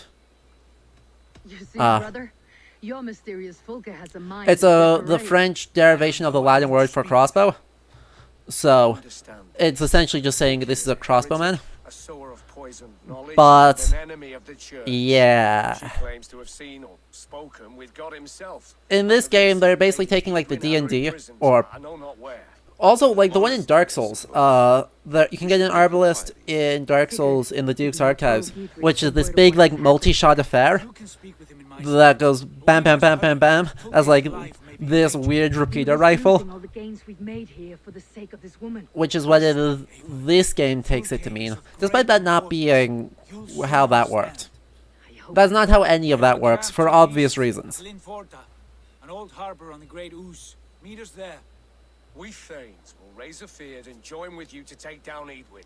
Oh yeah, these guys aren't at all worried about the fact that we are going to go rescue a heretic, even though they just complained about how heretical she is.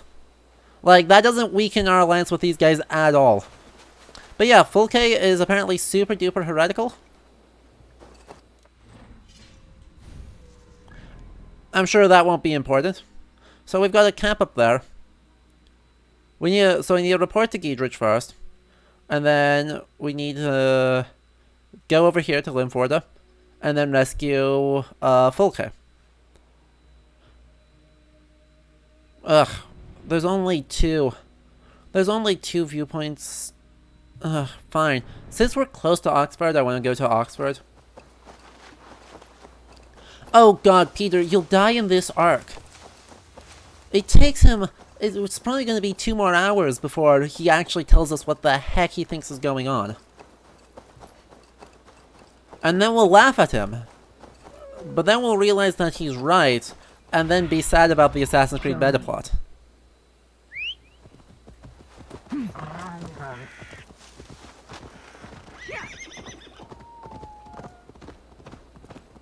Right now, all we actually know about it is that Basim has promised him somehow, in some way, that he is destined to be a great king. And look at that. This is going to make it totally worthwhile, and I definitely won't have to fight the entire town again.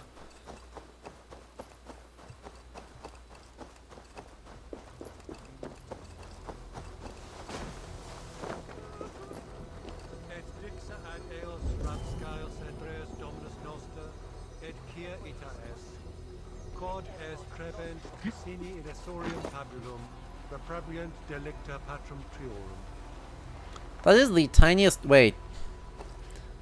Why? Why? They just took one of these pillar crosses and they just buried it. Huh?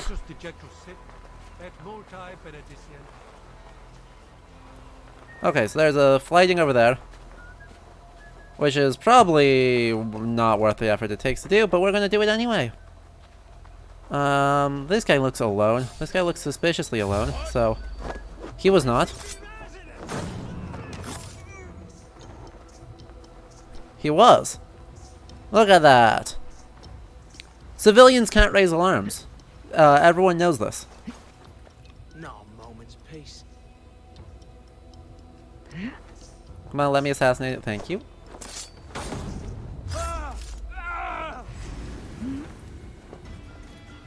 And that gives us a spot where in which we can actually climb. Let's see if I can remember where and why I'm climbing to here. Oh, perfect. So I can break open that window. It works perfectly.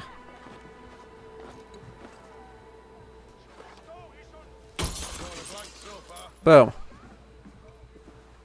Window broke. I don't care how expensive the stained glass is, it is inconveniently in the way, and so we're going to smash it into a million bits.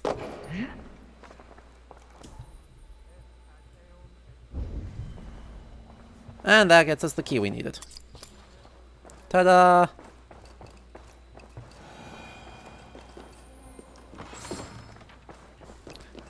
Isn't it great, Zach?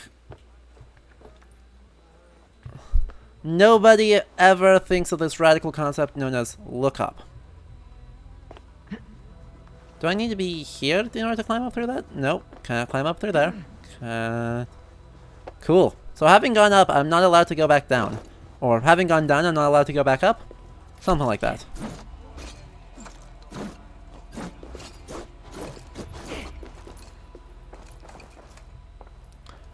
So much for being stealthy. There was an attempt. Please let me I know you're able. I know that is a jump Eivor can make, because Eivor is incredibly good at the jumping. But no. Hello.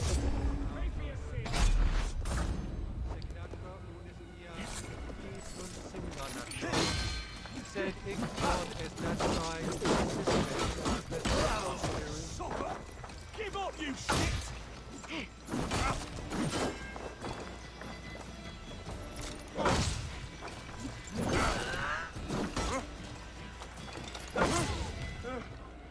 Easy. Hey, look at that. Here we go again, fighting the entire everybody.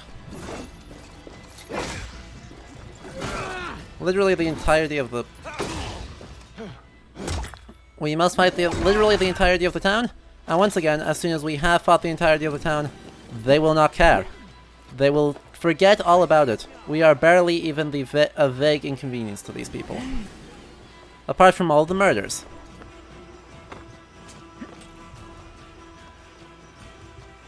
Murder is only a vague inconvenience, right? Ow. That was an arrow. Please don't do that again. That's quite mean of you.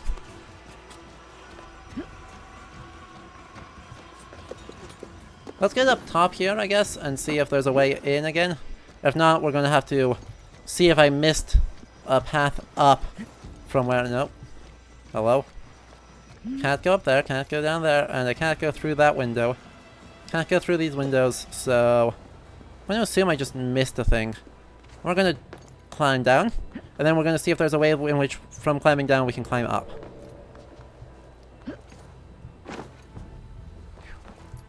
There is, in fact. Boom. Nope. Boom. Don't know what we latched onto there, but we latched onto something.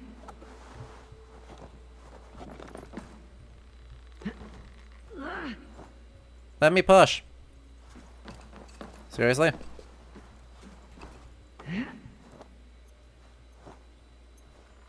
What do you mean I can't push?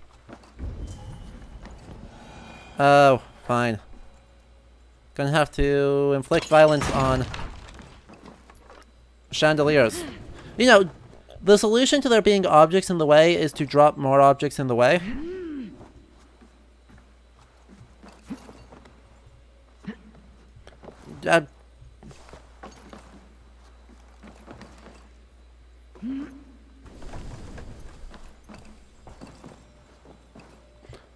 Why is there a throne? Wait, what?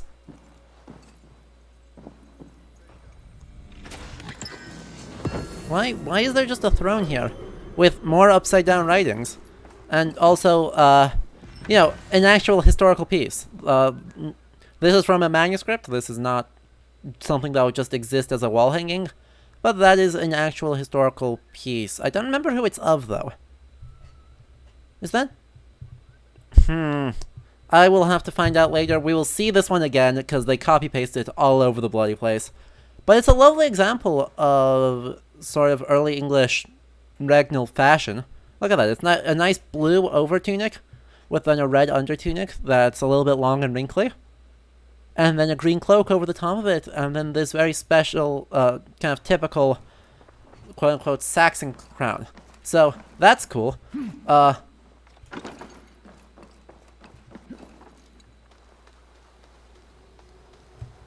That's super cool. Meanwhile... Oh yeah, by the way, did I mention that this is the other university town?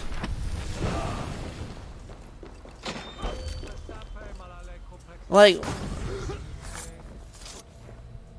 And I appreciate that, you know, even at this point, Cambridge is... Oh, seriously. That's not strictly necessary, everyone. Super not necessary. I promise that you don't have to do this to me.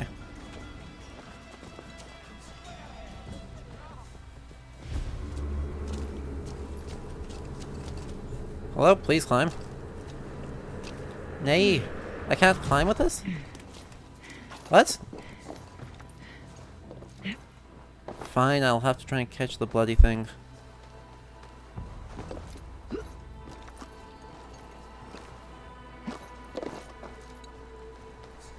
Can't tell which way's fast, which way's slow.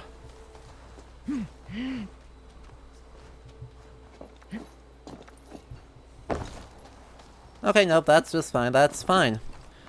Keep just randomly running whichever way you feel like, Eivor. Definitely not the fishing door problem. Okay. Well, maybe this one's terrible. We can hope that this one's terrible. Wegvisor scheme.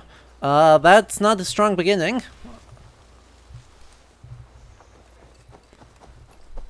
But, you know, I'll save my usual complaints about the problems of, like, the Wegvisor and the Eishjálmur for next week, when we'll see it to the extent that we shall all be very sad. Look at you, face. We will all be incredibly sad.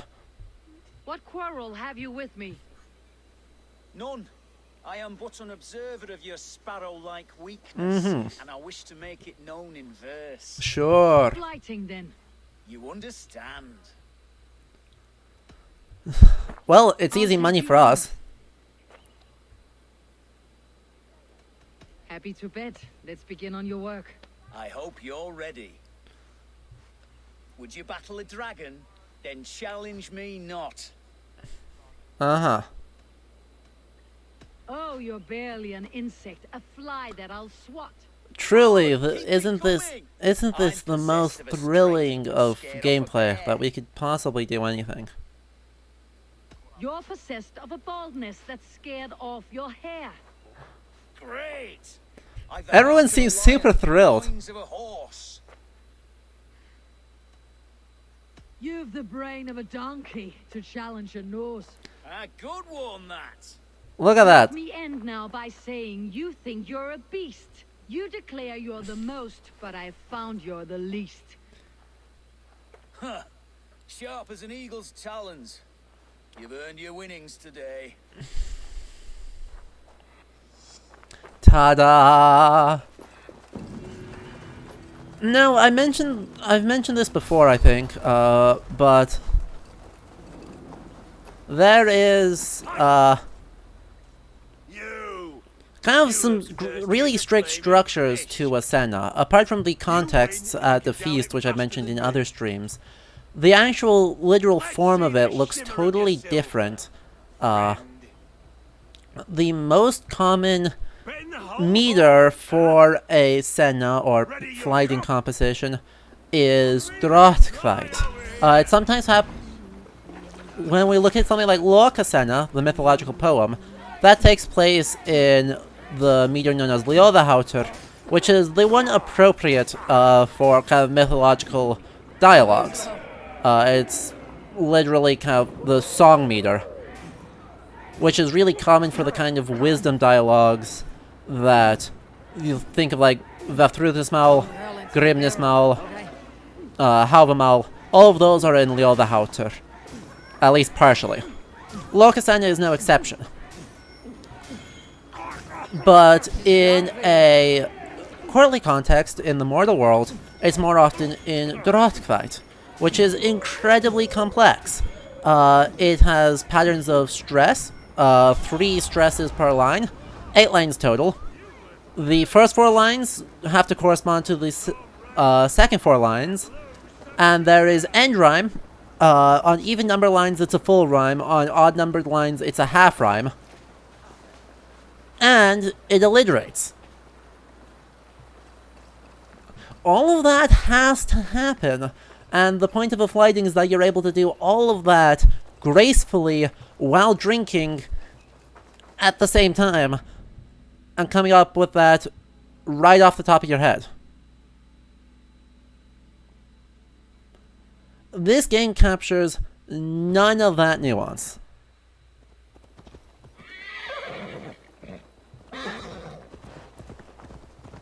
So... Nope. Please. There we go. Really? We can't... What do you mean we can't reach the destination? What are you on about? Yeah, so instead, like, they took the comparison to rap battles too far, where the point is to be inventive with meter, and inventive with rhyme. And so in doing so creates something that has a good flow.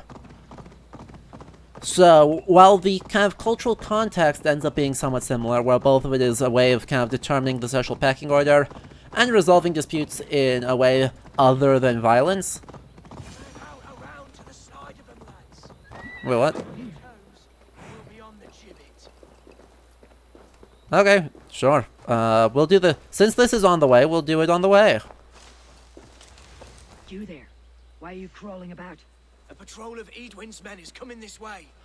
In some meters, Watcher, there is not every meter has internal rhyme, but some of them definitely do.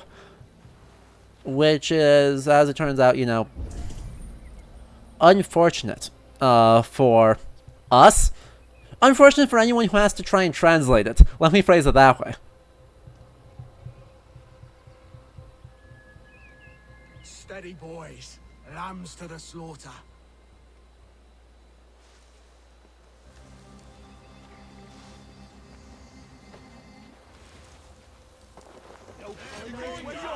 Remain steadfast.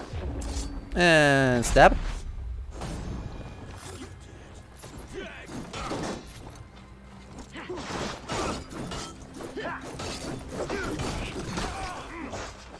Ow, rude.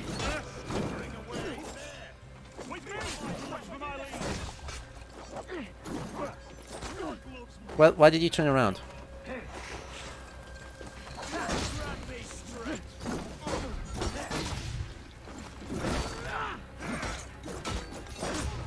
Voila! One skirmisher dead, once again. Ooh, his face just clipped. His face just clipped through, his everything else.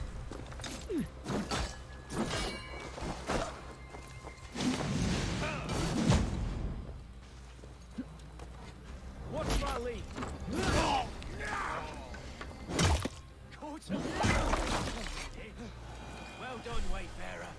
Couldn't have done it without you. Okay.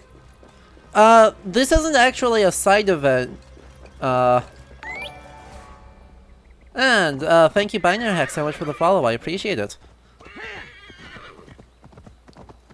But yeah, I don't think that one is actually a side event, I think that's the other main quest, like the actual, like, doing an alliance main quest, rather than the, metaplot main quest. I see the problem. There's a river that I can only kind of sort of cross. Well. Oh yeah, also Leander, that's also super true and is incredibly frustrating. Anything... anything that would have once passed for... Ooh. A little bit of chugging there. But anything that would have once passed for meter or flow or a fluency to the discussion just totally evaporates the moment they have to tell you whether you got the answer right or not. Oh boy. So, I am noticing some lag on my end, so that's exciting. But that's pretty much to be expected. I mean, we've been going for 2 hours, and as we know, this game is fairly taxing on everybody. Well done. Oil jars, spring-oiled arrows, fodder and the like. Take what's useful and burn the rest. Giedrich. Eivor, do the Thanes live? Every single one. They've set out to raise a fear of fighting men. By the way, once again, while raising a fear is a real thing, as I said last week, they are not peasant levies. This game is going to portray them as peasant levies. They are not peasant levies. There are 4 tiers of the social order, essentially. Your elite, super elite nobles, your thanes, and your kings are kind of roughly on the same place, because the Council of Thanes elects the king. Then there's their Ealdormen underneath that. They continue their search for the woman. And then there's their retainers under that, and then there's the rest of the populace. Traditionally speaking, the Fyrd prior to the 9th century is the top 2 ranks. In the 9th century, this changes to be the top 3 ranks. this leaves like half to 3/4 of the population that are not participating in military activity. So the idea of these big giant peasant levies that are doing some kind of like total war where the whole Shire is rising up in arms at once is very much, you know, 19th century, 20th century ideas of total war, where everything goes to the war effort. It's just not how it works. And the game sometimes shows this, but its narrative and its visuals will contradict each other somewhat on that one.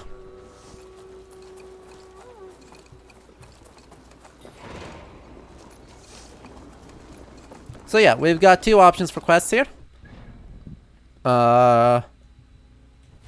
We can either start chipping away at all those, or we can do metaplot. You know what we're on for. Oh yeah, also skills, I suppose. I suppose we'll do that. Grit. Thank you. That one's super useful. What else do we want? I just want more like melee damage right now. None of those are melee. Ugh. Light attack damage, thank you. Poison, ability damage. Melee. Melee crit chance. More Way of the Raven, I guess. And let's go for more assassination damage. I'm actually putting like thought into it for a change. Anywho, where are we going? We're gonna head over to Linforda. We're going there. Good, there's a thing on the way. But first, we're going to take a minute, because, as you can see, we are starting to pick up some lag on my end, not just, on the stream's end. And so, we're gonna quick restart the game, and in the meantime, we're gonna run an ad break. If you want to get the adless experience, do consider subscribing to the channel. It helps a whole lot. And otherwise, we'll be back in about a minute. I'm going to get more water and restart the game. And then we will return with more metaplot.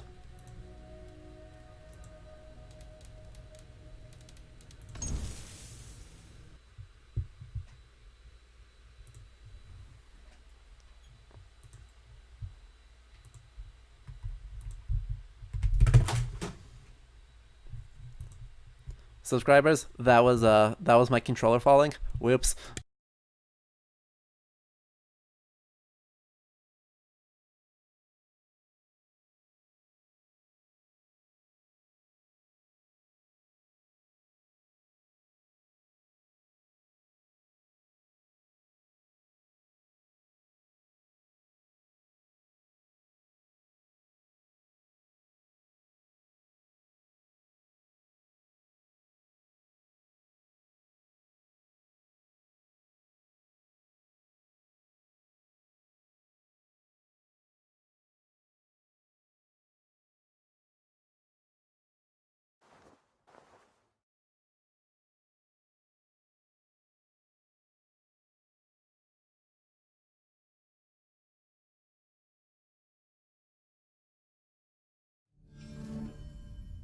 Okay, we should be back.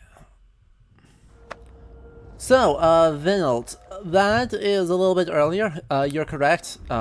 You've got, you know, kind of your elite, then your freemen, and then, in that case, kind of sort of the Bredens, but, that system definitely no longer exists by the 9th century. And even that is starting to be regarded as dubious in the earlier periods, really in the 7th and 8th centuries. Because there seems to be kind of bred in...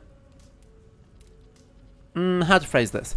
Certainly in the Welsh Marches and that area, there are Bredens all over the place. And sometimes remaining in fairly elite positions, it appears. Our evidence for the time period is very scant. Which causes us some issues, but it definitely looks like that you know, there's not really a consistent social order in the migration period, and so what the kind of newly established elite are doing, and what the Bredens are doing, and how all of those intersect, seems to be a little bit inconsistent depending on where you are and what it is you're trying to do. So yeah, I'm trying to remember where it is. I remember that there's like one place that has just a fully kind of present Breden population. I know it's near the Welsh Marches, but I don't remember exactly where it is, unfortunately. So it definitely is not the case that every single time all of the elite died and the Bredens were totally displaced, because the Saxon migrations aren't large enough. Oh. I remember this one. You're burned! Burned up to a ickle crisp! By the way, that is the most British accent. The most, like, comically South English accent that you could possibly ask for. Puff upset some kindling. Bad girl. Everything burst into flames. I barely escaped. Dandelion Puff? My ickle doggy walkie. She's still in the house. I rushed out, but she is not a dog, by the way. Once again, people in this game seem to be really bad at identifying dogs.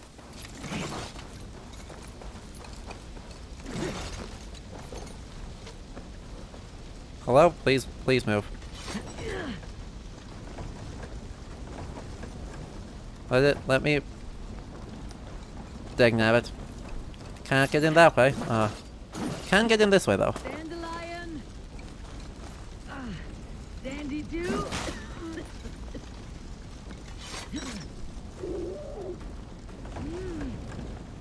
Why won't you move?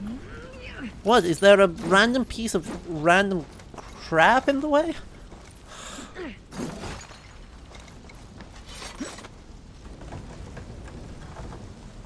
Yeesh. Anyway, where is this?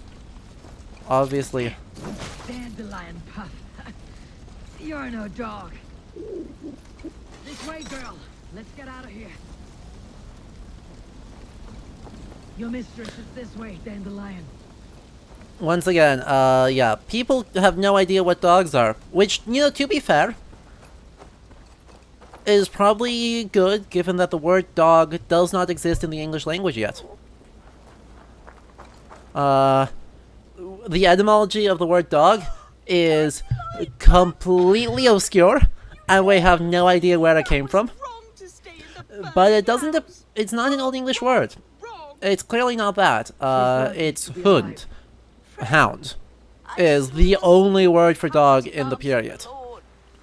So, you know, I guess it's fair that no one is able to identify what is a dog and what isn't, given that that's just a word that means stuff.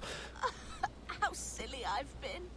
So that's why you love the forest so, eh, Dandy Buff? But yes, It's a very cute fox, to be fair. Bless you. I die in peace. Goodbye, my Dandy.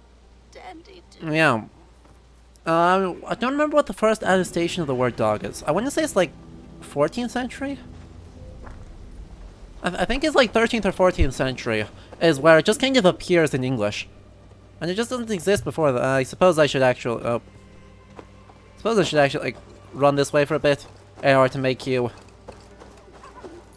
If I run this way for a bit, you'll eventually go back to the settlement. And then you'll wander around the settlement with Dwulfka. we need a place for you to stay. Would you like to join my settlement? Poof! Ta-da!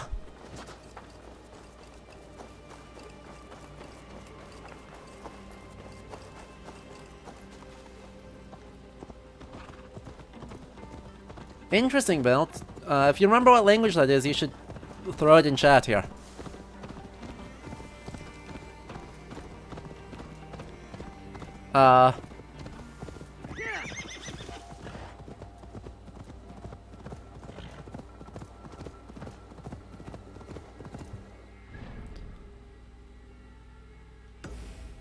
Oh, hey, look. There's a supply cart right there. I suppose I should actually, like, deal with that since it is right there.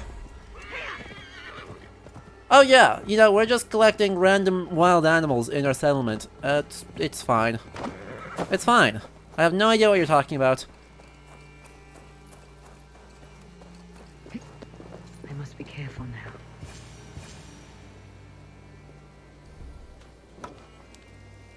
No one is able to predict where this comes from. That didn't... Hey, did it actually work? Hey!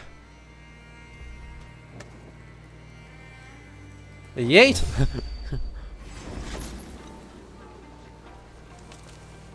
The thrill of the chase! We have this.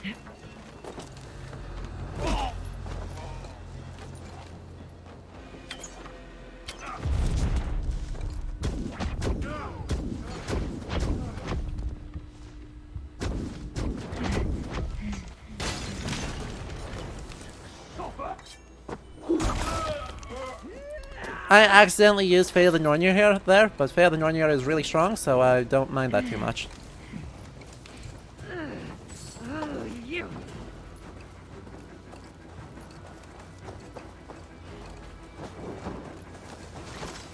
Ta-da!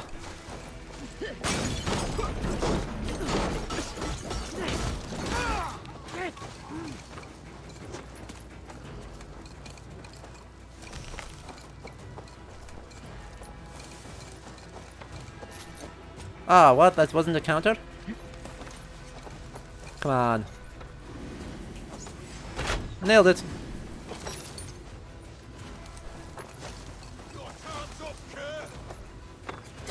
Ah. Fine, I suppose I'll do it this way.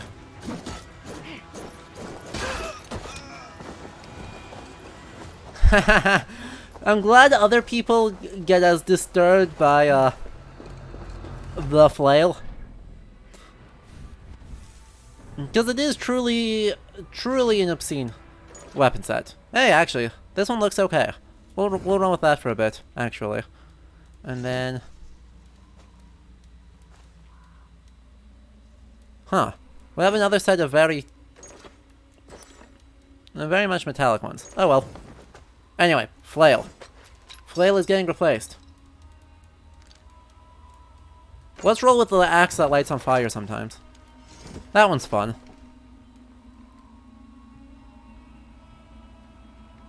And you know what? Let's actually run double weapons. Even though that's kind of absurd. Well, that's mean. That's gonna hurt. Anyway, let's go do Metaplot. It's been a moment. It's been a hot second.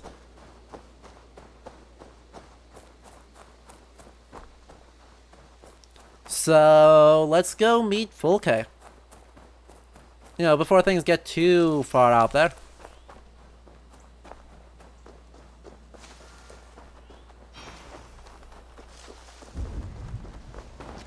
Also, there's cache underground. Oh no, there's cache right there.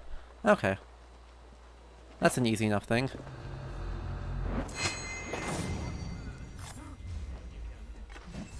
Wonk.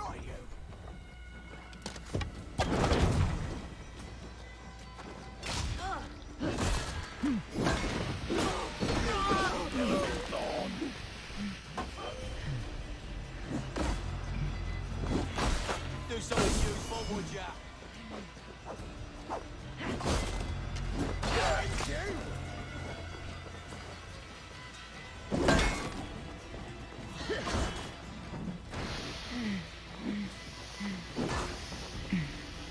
Stomp, and nope.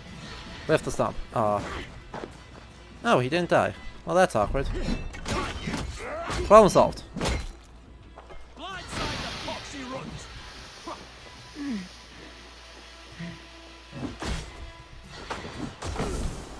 Ow. Ha! Burned to death. Unlucky, dude.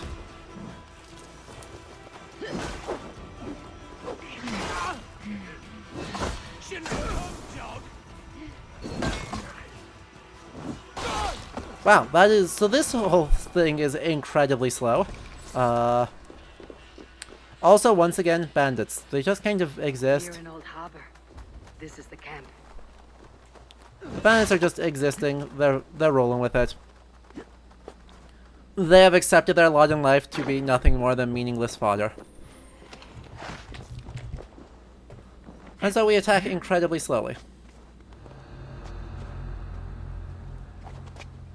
A proto-Sino-Tibetan word of the word.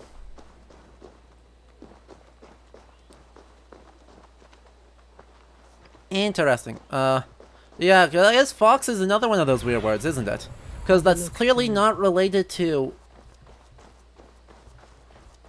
That doesn't really have correspondence to Vulpes.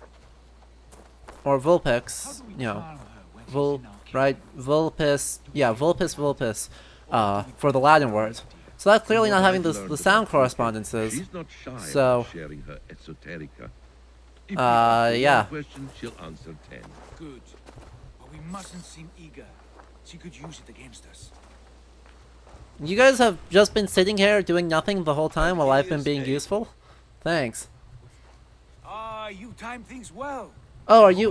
Wait, Vinold, are you talking about the origin of dog or fox? St. Alban's monastery, just around the bend. This is our moment, Eivor. After this, everything changes. Is that I so? might be pleased for you if I knew who this woman was and why we needed her. I have explained enough. No, no you haven't. You've explained literally You've nothing. done nothing of the sort. Nothing but give me your blind word. I wish to speak to her. Me, your Jarl. That alone is reason enough. Why? So she might cast a spell and turn Uh-huh. Edwin into an eel. Fulke is not the only advantage we seek here, Eivor. There will be treasures in St. Alban's. More than we can count.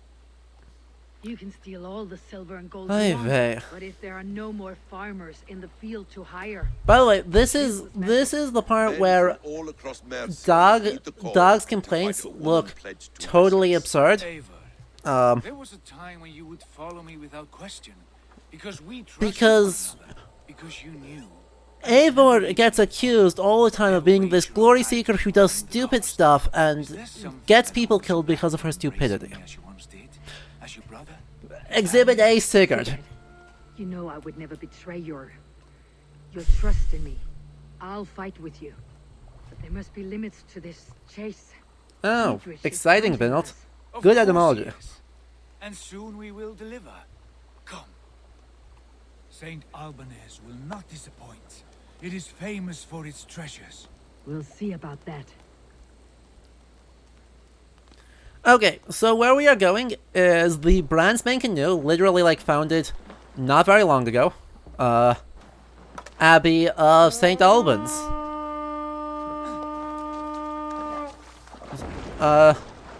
St. Albans has been a settlement, or has been adjacent to a settlement, I should say, since Roman times. But the actual Benedictine monastery, which is what we're about to go sack, was only founded in 793. And in fact, is not on the same site as the Roman settlement, unlike what this game would have you believe. All the better for us. She's clearly someone who knows her own mind. I admire your optimism, brother. So, let's see. Oh, well, that's awkward. What is the name of the... Please, ship, boat, please, do the thing better. Thank you. So the very, very early settlement, related to the 4th century Saint Alban, but is supposedly the town of the Wacklingas, for our very, very early settlement, in the migration period. But, let's see, the Roman town is called, Verulamium.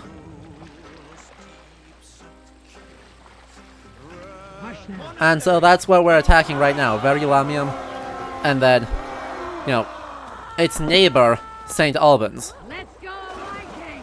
And we're doing it for this because, there is a whole lot of loot in here. This is one of the best raid sites in the game, to be honest. Oh, hello. so difficult.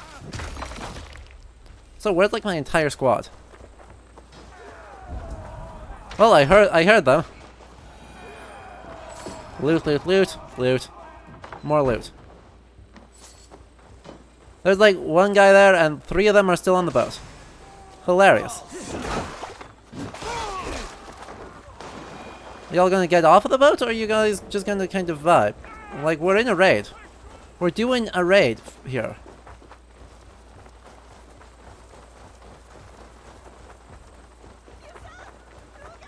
One guy knows what's up. Oh, there they all are. That took long enough.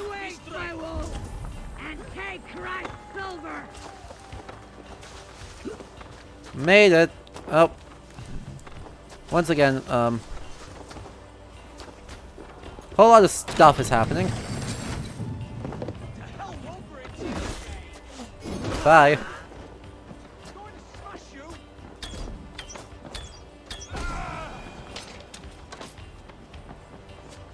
Where's the other side? Oh, you're up there. Hello. That's not helpful. How do I even get up there realistically? Do I have to climb the exterior of this bleeding gargantuan stupid? No, Eivor. Eivor, don't do the thing. You're better than this. But yes, it does look like I have to do the stupid thing.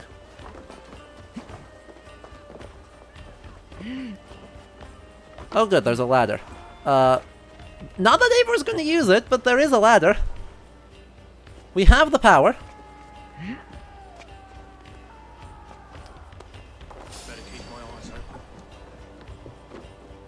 You gonna come back up? No.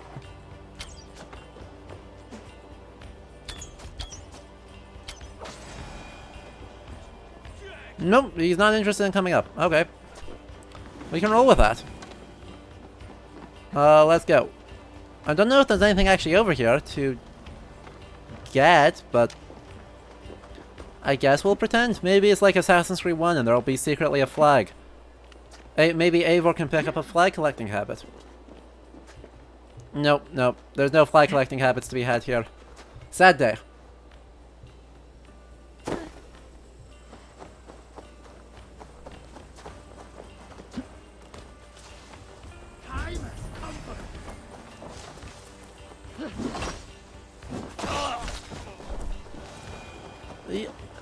No, those are the feathers, Velith.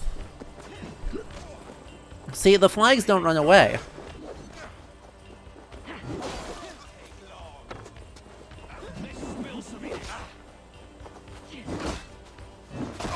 Aw, that still didn't light him on fire? That's sad. Oh well, let's go.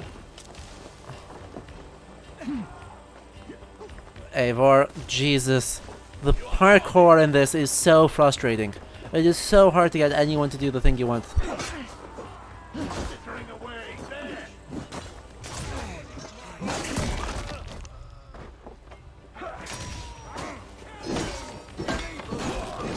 Just...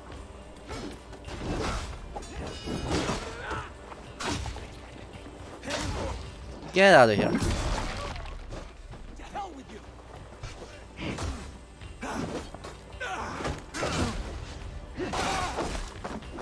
Bye. Voila. Okay. So, we've got a thing... 51 meters. Where is that? Oh, hello. Potentially a problem.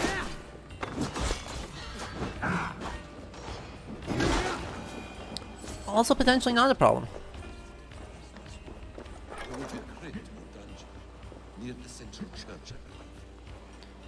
Or, Eivor, stop it! God. Why are you so bad? Also a literally unmovable thing, but that's fine. 20 meter... okay, so it's in this building.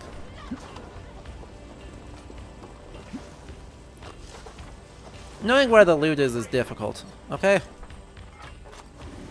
Hey, come here. I wonder if they fixed this issue. Nope, they sure didn't. The guy was standing right there, did nothing.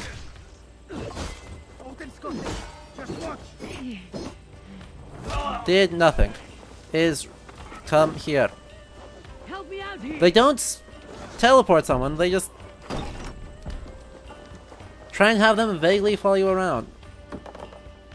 And then take forever.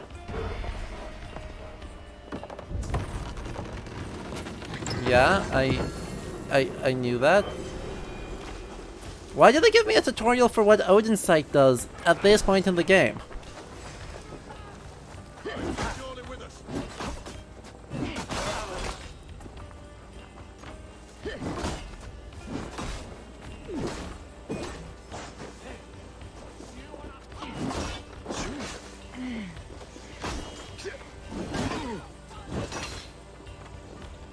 No. So there's our main objective. So where's the other one here? Here's the monastery, St. Albanese. It is inside the monastery. Okay, no big deal. Where's the other one? Is it right in here? Okay. Oh yes, a thatch roofed. Look at this thatch roofed thing. Look at this little hoard. Thatch roofed. Generally single room, hole in the wall. Literally nothing redeeming about it. Has a giant gold chest. I'm not sure they thought their like level design particularly well, to be honest. Not super sure, but I'm not getting the sense that they planned this. Super good. Bye. This might light Sigurd on fire. I don't really care. I'm not really offended by the idea of lighting Sigurd on fire. Hey, can't do this alone. Oh yeah, Basim is hard-coded to like not do raids. I'm pretty sure both of them actually. Like in their stealth segments, they will help you on raids. But I'm pretty sure as far as like a generic raid goes, they are coded to like not do that because their job is to follow you. Which is just not good. No, show nearby quest. Show nearby quest. Track this one. Kill the flag bearer. Whom's their flag bearer? Oh, he's up top side. Okay. By the way, also yeah, I can unlock the door. Or I can not do that.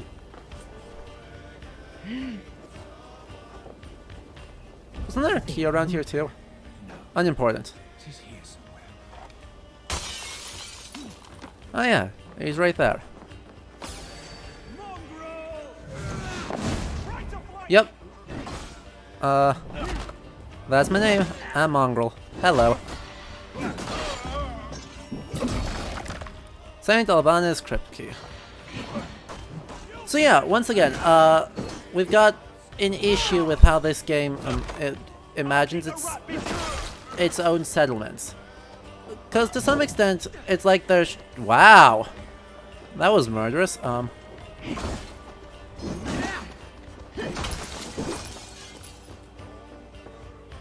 To some extent, like, it's portraying these as different, but it's also in a very real way,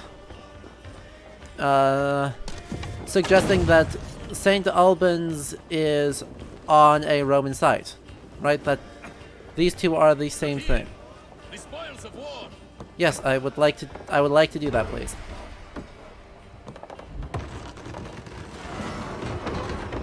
Nah, he didn't even fall over, Veleth. No harm, no foul.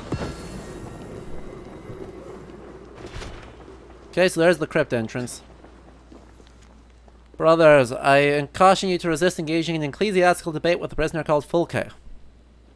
She has Lucifer's ability to turn one's words and even Holy Scripture back upon one, making the speaker appear foolish and unlearned. Once again, they illuminated the letter. Not sure why, but they chose to illuminate the letter, and so we will respect their decisions. Oh, also, London is scary and stupid. For the record, London bad. But yeah, you see, like, we've got here the Benedictine monastery. Actually, well, this is actually the modern monastery. This is the 11th century one. right on top of the Roman site, which it shouldn't be. And then that is right on top of, that exists in the 9th century when there should be the Benedictine monastery that was, again, just founded. Like, super duper recent.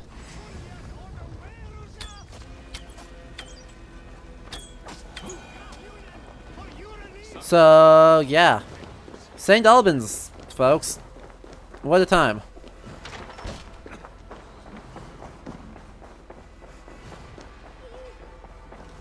Yeah, they wouldn't really show this in...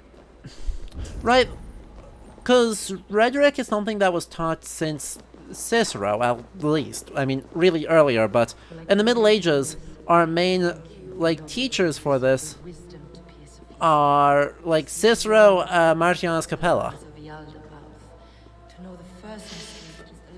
Also, yeah. Listen to Full K and everyone get ready for some cringe.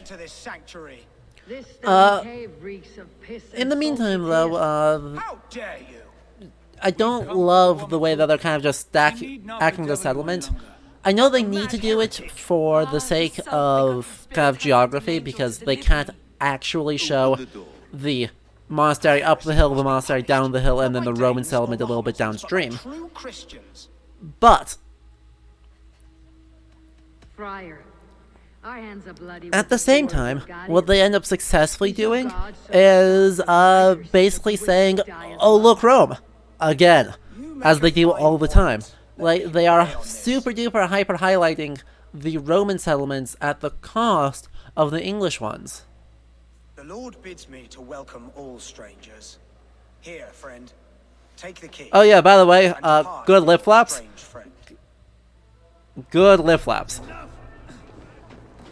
So, yeah, and this ends up being kind of symptomatic of their big problems of everything is Rome. Even the times where Rome is recognized, like, in the 9th century, they definitely recognized that there was a Roman settlement, and that there was an earlier, English settlement, Germanic settlement. But it just becomes, hello, look at Rome again. And you are a collector of artifacts. Also, everyone say hi to Fulke. The children of Sackless the Fool. Yes, I am. I have many such curiosities. And you possess an object? A polished stone with unusual markings? Now, you're a curious one.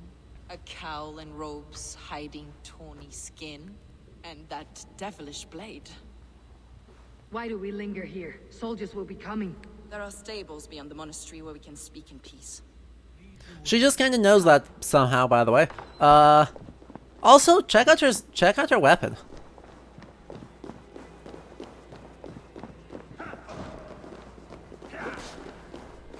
What? Wait, what? Was that one of my raiders attacking a monk? Heresies, yes. I'm blessed to discover many profane objects in my lifetime. Objects which attest to the works of the Demiurge. The false god worshipped by these robed imbeciles. Yeah. Germania and Francia. Yeah, sure. So Fulke is Gnostic. Blasphemous, but her mind is clouded. The true worth of these objects is immense. She actually gives us a decent overview of what is Gnosticism soon. But Gnostic in this context truly means knows who the Isu are. Fulke is a curator of objects of great worth. Sure. One of which may reveal my true nature. My true nature. Look at how smug he is. You said this was about victory, about defeating Edwin. To know that I am descended from the ancient gods is a victory. What do you mean descended from the ancient gods? And why this land? Of the gods, brother. What by Odin's eye our question too. We have heard that you possess a profane stone with strange markings. What a weird word. Why do they use profane there? Also, the other juice, this game drinks 3 juices. Like 3 different Kool-Aids. Metaplot Kool-Aid, Romabu Kool-Aid, and Ragnar Lothbrok. While you waste precious hours dreaming of your Those true three nature, frickin' I hope dominate respect this game victory is for fading. no discernible Perhaps I should reason. leave you Well, three alone. okay, one of them has a very discernible reason. It's an Assassin's Creed game. They've got to drink the I Metaplock only wish Kool-Aid. to see the stone, to read the runes inscribed upon it. But No one on Earth can read those runes. yeah, Languages unknown and probably long dead. There is no risk in letting us look. No risk at all. Praise thee. oh, self-begotten one. So Gnosticism in its Christian-esque variety, which is not the only variety of I brought Gnosticism, myself. basically says that there is God who popped into existence, gave birth to You himself have my head spinning. or herself. And you It's a gender fluid. more with each passing And then God created a creator called the Demiurge, which is what the Christian God is. Are you This Demiurge, often either referred to as Yaldabaoth, The sooner we or, see this slab of rock, the better. the Metatron, stone with an open mind, Ava? You may is find it more interesting kind than of you God expect. itself a little bit overkill, to be honest, and turned wicked and turned into a deceiver and tried to claim the self-begotten one's kind of glory and worship. And most people fell for that. But some people, through divine revelation, have seen the truth of the self-begotten one. We weren't even close to you. What You is it just, about like, this tripped stone over your that own feet. fascinates you, Fuki? The Saga stone comes from an ancient race of beings. So, A generation of less. it's not a unified thing, but it's super duper popular in You prayed to the kind of Jesus in the yourself. second and third. The church, not the Church of Rome, like these Saxons. Nope. These Saxons believe in Christ the Redeemer, but I know his true purpose. Christ the Educator, the keeper of secret knowledge. Is this why Sure. Ethan loves you? For preaching Sure, such an keeper idea? of secret stuff. Gnosticism is kind of unified by the idea that you can't They teach believe it. Christ's purpose on earth was to Right? They teach can't. us. You can't teach someone to be The Gnostic. Church has been You have to be sackless, yes. demiurge of many names. You have to have divine revelation, and the teachings of Gnosticism are to help you, make you more likely to have a divine revelation. Lord of the treasury of light. This is why Edwin had me punished and imprisoned. Yeah, sure it is, Fulke. In fact, Yeah. nature of the universe. Yours is a strange saga, Fuki. And I have not yet reached its end.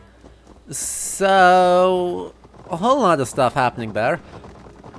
But yeah, it was super popular in kind of the late antiquity, and that becomes a The villagers aren't happy variety that exists basically ends up seeming like it competes with Christianity, and the church councils very quickly decide that all forms of Gnosticism are super heresy, and we're not okay with them.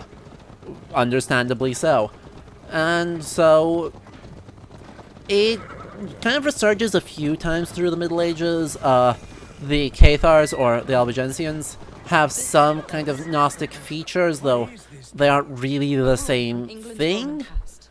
Polite found it But they best definitely get to at being accused of being Gnostics, and therefore heretics, and therefore everything bad. same truths that got me imprisoned. However, in the 9th century, I'm not aware of any Gnostic movements in Europe The bishops of England that are too craven and deluded. really doing anything. So this is truly, well and truly, beyond any doubt, just Metaplock Kool-Aid.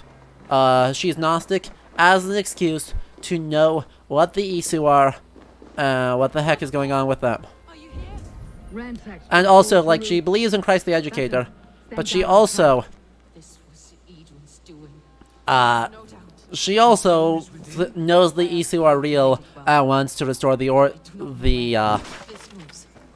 their way of existence, because they are lesser gods, but they apparently are lesser gods that do the stuff. Like, they attempt to be sneaky about this, but they're not sneaky about this. Spoilers for the end of this stream, she's a member of the Order of the Ancients. May you live as one with the true God in the treasury of light. Yay. Your friend paid the price for his loyalty. I imagine he was guarding the stone. For some reason, Edwin has conveniently now picked up the stone. I killed Brother Paul I don't know why. Stone. Like, there's no logical reason why Edwin wants this stone. She has no idea what the Isu are. You slowed us down, and I missed my chance. Also, Sigurd has done the things. Sigurd is our brother and our best friend, and yeah, you know, we're supposed to like him. It's a stone, Sigurd. You're chasing shadows like a madman howling at the moon. What matters is victory against Edwin and her allies. This was my victory. To know my true self, my destiny, my... Hold, both of you. Knock, knock. Soldiers, Edwin's here. Also, Basim was just watching us, and is just like, yeah, this is fine. This is all fine.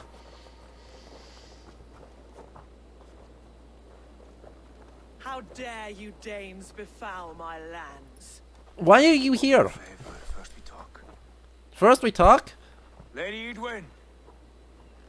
The stone was taken from this First we talk. inscribed with runes. He has... The image of a tree. At this point, it's not just drinking the Kool-Aid. Yes. It is guzzling all of the Kool-Aid powder. Baubles. Is that why you've come? We are here to trade. That stone for an assurance Basim? of peace. Basim what? We gave Giedrich our word. Basim what?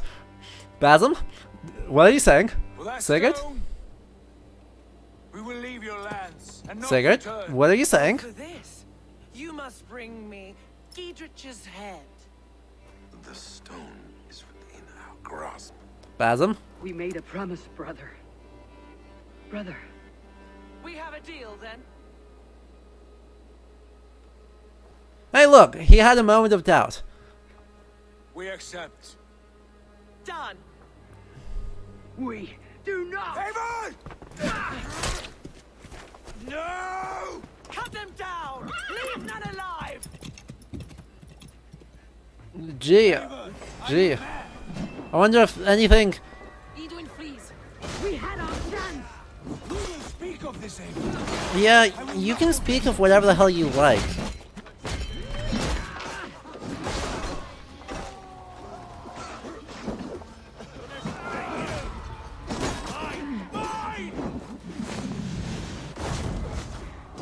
I don't really... Sigurd, your problem seems to be thinking I actually give a shit about your meta plot. Right, like we're supposed to care? Question mark?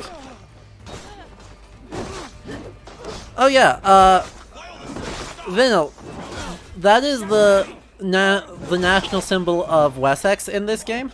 Like, Wessex is always represented by that.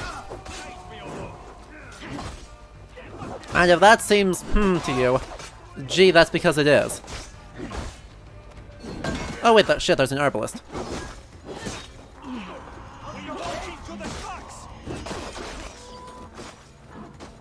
Nope, nope, gotta... Hang on, no, throw weapon, ha. Get dunked on.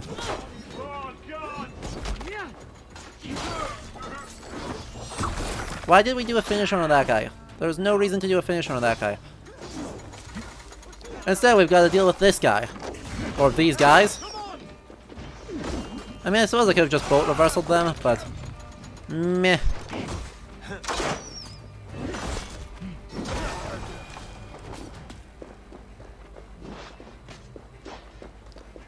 Also, Basim is finally, like, doing a thing?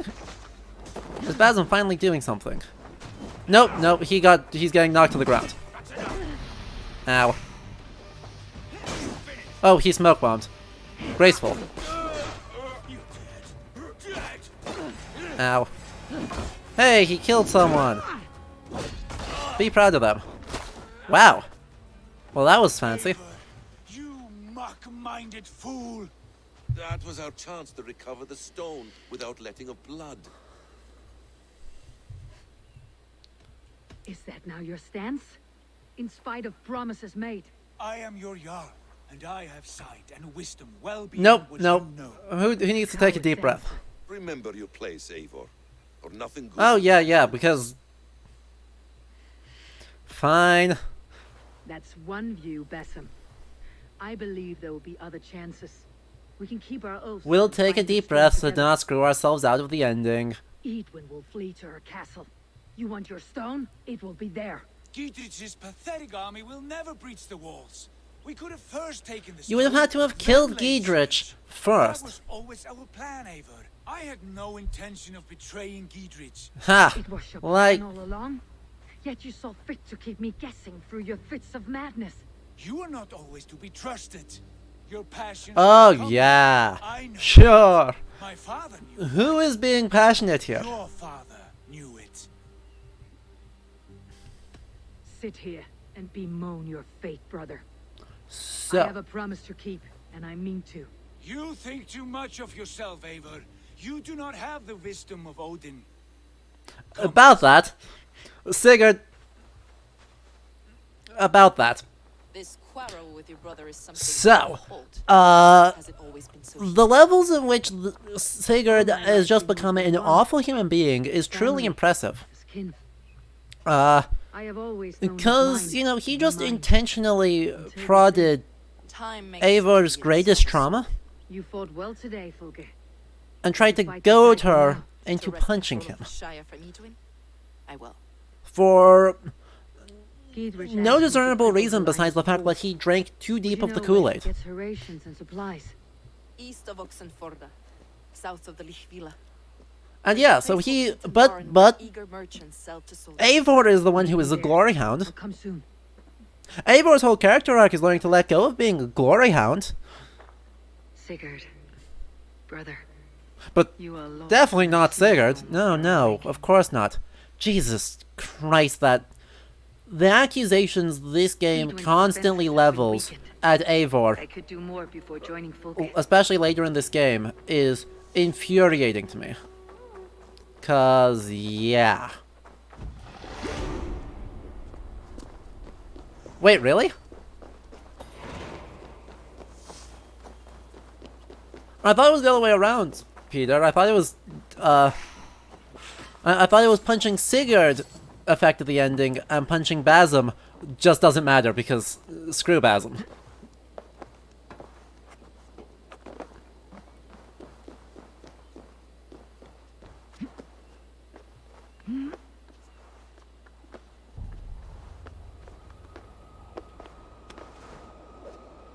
Uh-huh.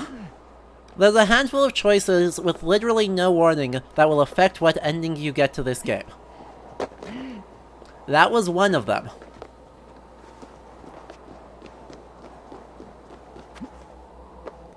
Another one is what we did at the beginning of the game, or when we first went to England, when we chose to steal to go against Sigurd's wishes and take our father's, or take his father's supplies from the attack where we killed Kjotve. So yeah.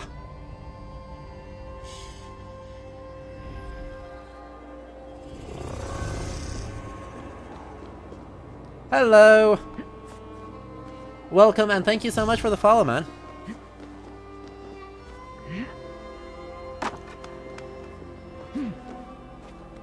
Nope, that's not where I want to go. Where's the other?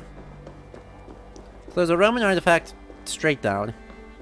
And there's also a thing there straight down. Exciting. Oh, there's where I'm looking to jump off of. I'm sure this won't be at all spooky. Hopefully it actually detects that there is a one below me. Yeah, it did. Thank goodness. That would have been a little bit awkward.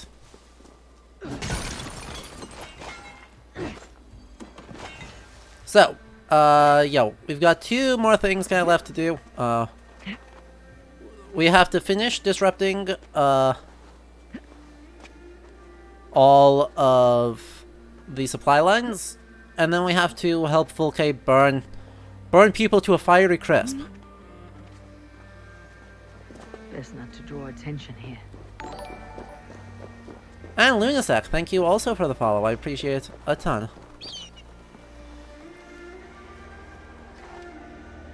Boink.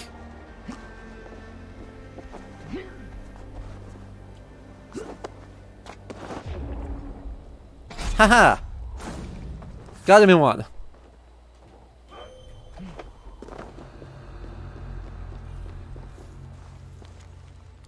$473 days, no one knows within these walls. Fools return from market, drunk with treasure, shadows, axe ready, easy kill, joy in my eyes, style. Yeah, why is this guy literate? I gotta ask, why is this guy literate?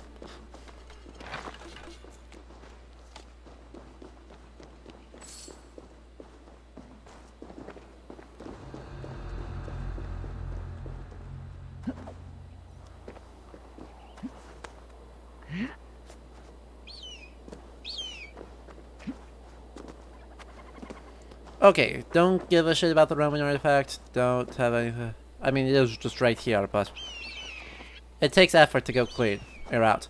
So, where are we going now? We have something to do right here, actually. So, let's actually do that, because that one, I believe, is our metaplot juice. Words. I believe the one I just highlighted is more metaplot juice. And you know we're here for metaplot juice today. Even if we probably shouldn't be here for metaplot juice.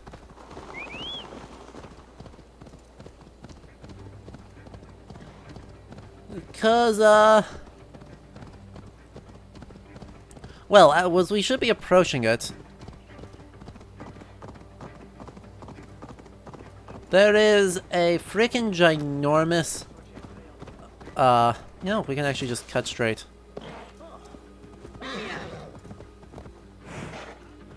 There should be a freaking ginormous aqueduct. Like, even by the standards of ginormous aqueducts, this is a ginormous aqueduct. Right over here. The entire point of this aqueduct is, well, there's 2 points. First one is, hey look, Romaboos. The second one is for Metaplot. Look at that, there it is. Supposedly this aqueduct is designed to run into London. For some reason.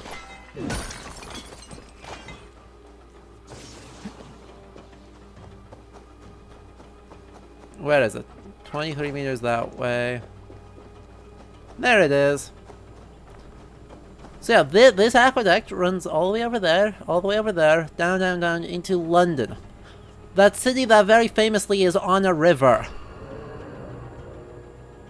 There's no goddamn reason they would need to build an artifact, or to build an aqueduct to even vaguely, slightly conceive of bringing water to London. Your signal's flickering. Another anomaly? Yeah.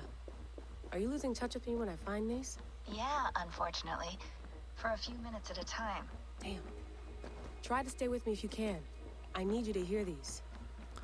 So, yeah, this is why the entirety of the reason why they,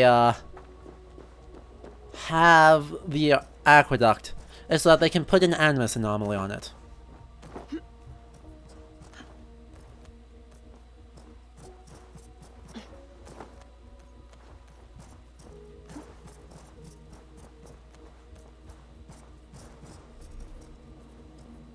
Alright, we can drag this. Come on. Hey, Layla, why did you make this difficult? If I pull it over there, I unlock that one. Which lets me run under here. And this totally well designed and definitely not just random bricks put together, puzzle. I mean, also on the rest of it.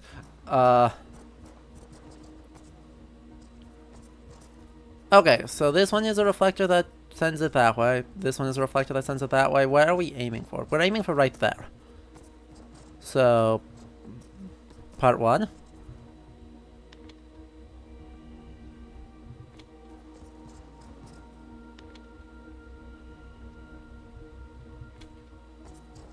That should be vaguely close enough. Part 1. And part 2.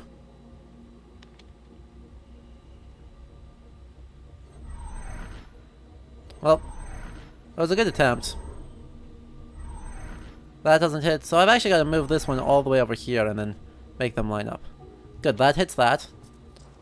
So now I just need to move this over until they ding into each other.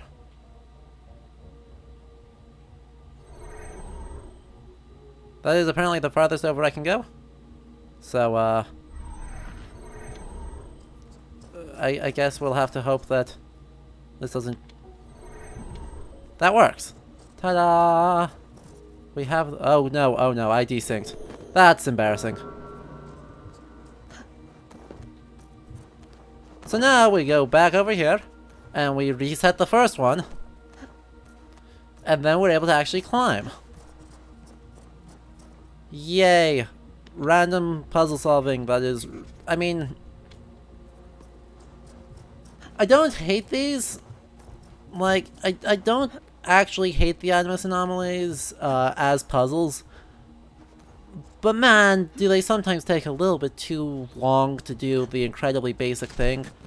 The mad one is away wandering in lands afar. He searches for a way to resurrect his son, asking every leaf and stone for answers. We can use this to our advantage. The seal is setting, the serum, and its catalyst. It should be ours, for all the suffering he has wrought. So if you haven't figured out who the Mad One is, you should at that point, because there's only, well, one very famous person who dies, whose son dies, in Norse mythology. Like, there is only the one, so this should not be a confusing thing.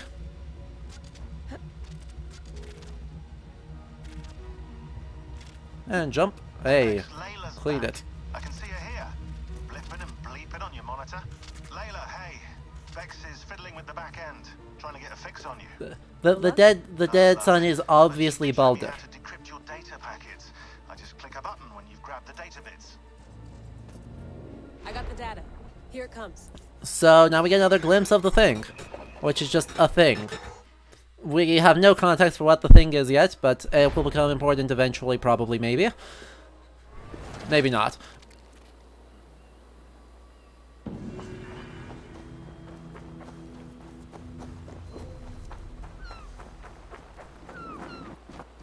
So yeah, I mean, I think I've spoiled it every time we've run in.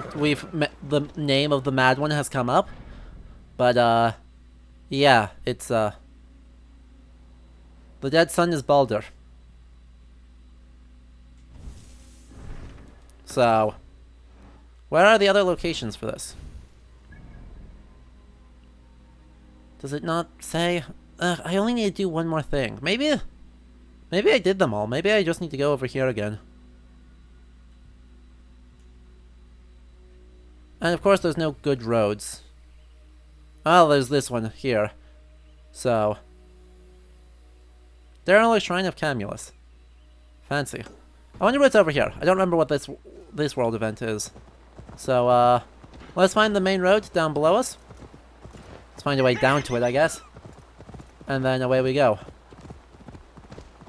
Right. In this game, they're doing a work. They are words. In this game, they are attempting to do a wordplay. Where mad is mad, but mad is also angry. Because angry is the name that is attested. Igur, the place where Yggdrasil comes from. Let me actually do. Really? You're gonna turn around and run back the other way for that? What map marker are you going to? Wait, what map marker is it going to? Huh? Oh, I see what it's doing. Okay, yes. It's gonna make the turn there. Let me confirm that I'm actually getting the correct... that I'm actually translating that correctly. I'm like 99% sure, but just in case, yeah, is the angry one or terrible one. So, it is very much appropriate. And so, you know, actually doing a historically attested thing for a change, and using that as a wordplay. Oh, wait. This is actually a useful one, isn't it? Oh, I think there's another, like, Treasure of Britannia here in Oxford. So, we might actually have to, like, pay attention to that and do that and be a little bit longer.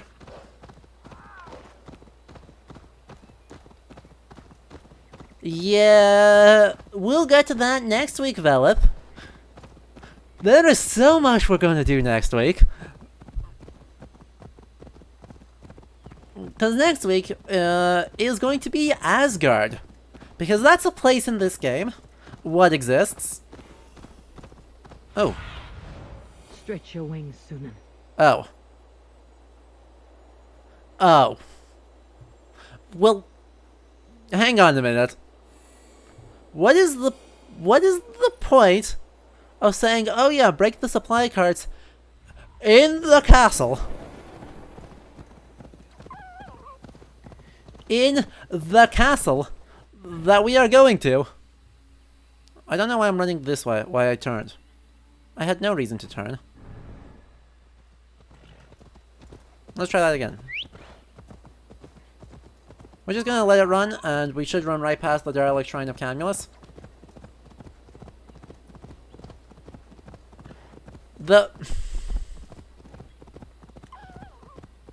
No, Kosek, I don't think the meta-plot characters are actually confused by this. I think this is exclusively supposed to be a bait for people, like, at least for the first couple. It's supposed to be a bait for players of the game who are not scholars. And to make them think, you know, mad, crazy. The person who's crazy in Norse mythology is Loki, therefore the mad one must be Loki. The mad one is not Loki. I don't remember what this is. We're gonna see if this is at all interesting or useful or good. Probably not, because what is in this game?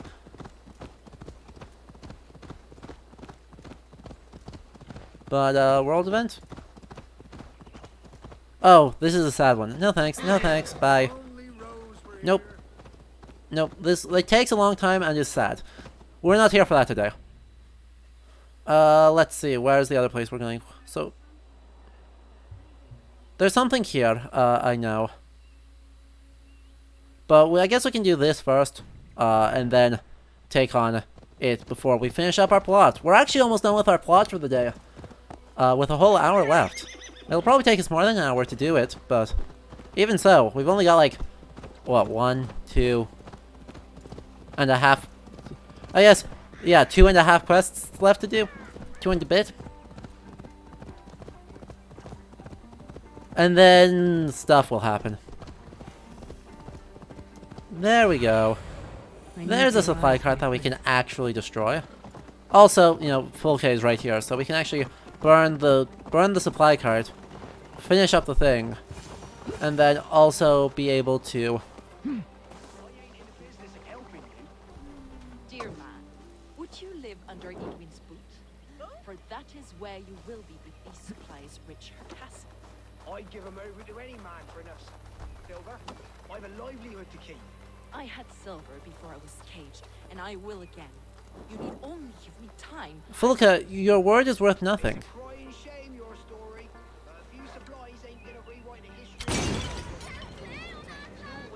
Will that please burn the cart?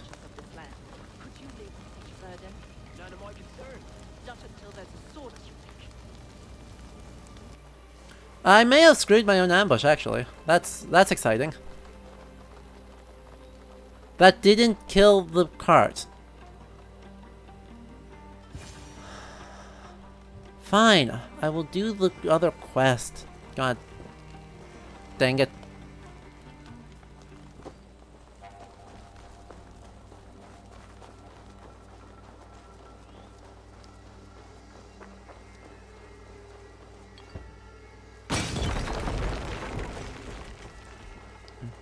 Yeah, they're like, oh yeah, you're supposed to break this later.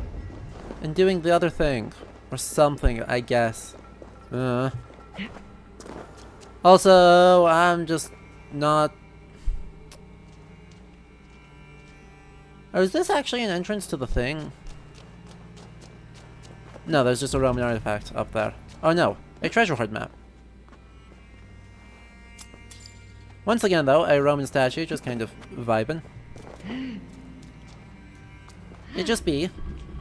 And easy as hell to move one of these big rocks. Here we go! Again. And a treasure hoard page. Ta-da! I think it's up there that we need the key. I don't remember. Yep, it is. For some reason, this 54 leather required a key. Because, yeah, 54 leather and 50 iron is the most significant of things. Position. There is sometimes disputes between them. Obviously, in Scandinavia, I think there's probably more disputes than there are in... It's for the good of your shire. You've lost your senses. Why was I able to assassinate someone there? Those were all civilians. I warned you. This merchant So, has shouldn't have taken skipped that. supplies to the castle. Oil for boiling But yeah, arrows, so obviously in Scandinavia, in the late Viking Age, there's a ton of animosity where the Norwegian king is allied with the Danish king until they're not, and then How about a story? I'll spin you a tale. the alliance shifts, and the king of Denmark becomes allied with the Jarl of Oslo Fjordur, and then they are actually... Wild winds wandered, the seas spit salt, the night fell into slumber. Wise Odin rose and bade farewell. He pulled I'm not sure what this poem is. Anyway, so the Dane King of Denmark would kind of help the civil strife in Norway as an attempt to kind of gain control, and then it would go the other way around. This Odin fella, he's one of your gods, isn't it? The moon burns red, the sea foams gold, wise Odin utters the words. So this has the rough form. This is the snake coils. the rough form of a Galdra charm. So an actual curse or charm. They all die. But it's actually the form of Ragnarok. It's sort of quoting Voluspa, sort of turning that into a Galdralag stanza, generally just being spooky. I see visions of burning men, the screams of soldiers aflame. If we place the oil and supplies near the hay along the road, it will burn like hellfire when the soldiers arrive. Take position on that bluff and watch for the soldiers, would you? You'll hear me howl as the men approach. I see. This area is okay, you do understand that that's strictly not needed, right? You do understand that.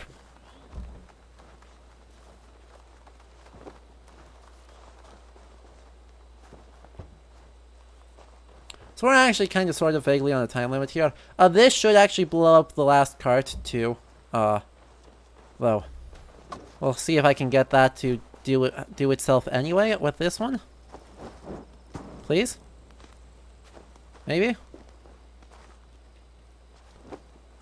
So we're like vaguely on a time limit here of just trying to get everything spread out close enough together that we make a chain reaction and burn literally everyone to death.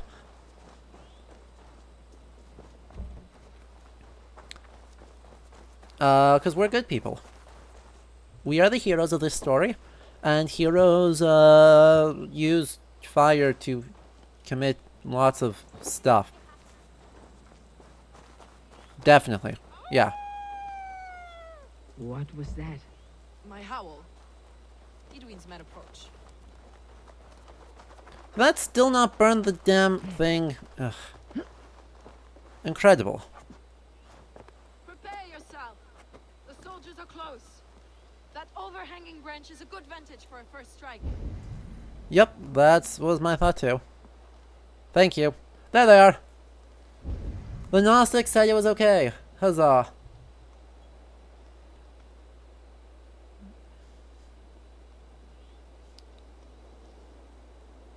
Hey look, there they are. They're here. Yes, I can see that. Do you think I am blind, Folke? So we're just gonna kind of let them get one past this.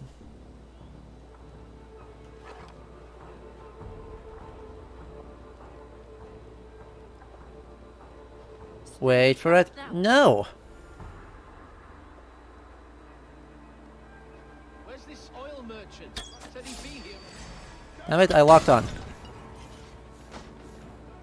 That worked pretty well.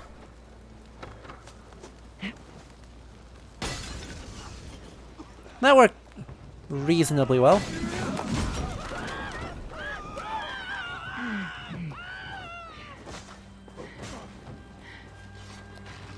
I'm with you. Attack! Soldiers of Saturn. May you Well die then, in ignorance. aren't we such great people?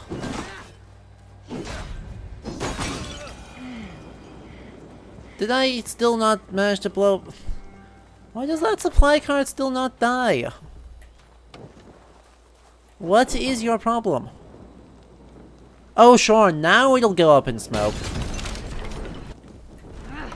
Ouch! Damn you! I guess they don't want you to be able to kind of ruin your thing ahead of time?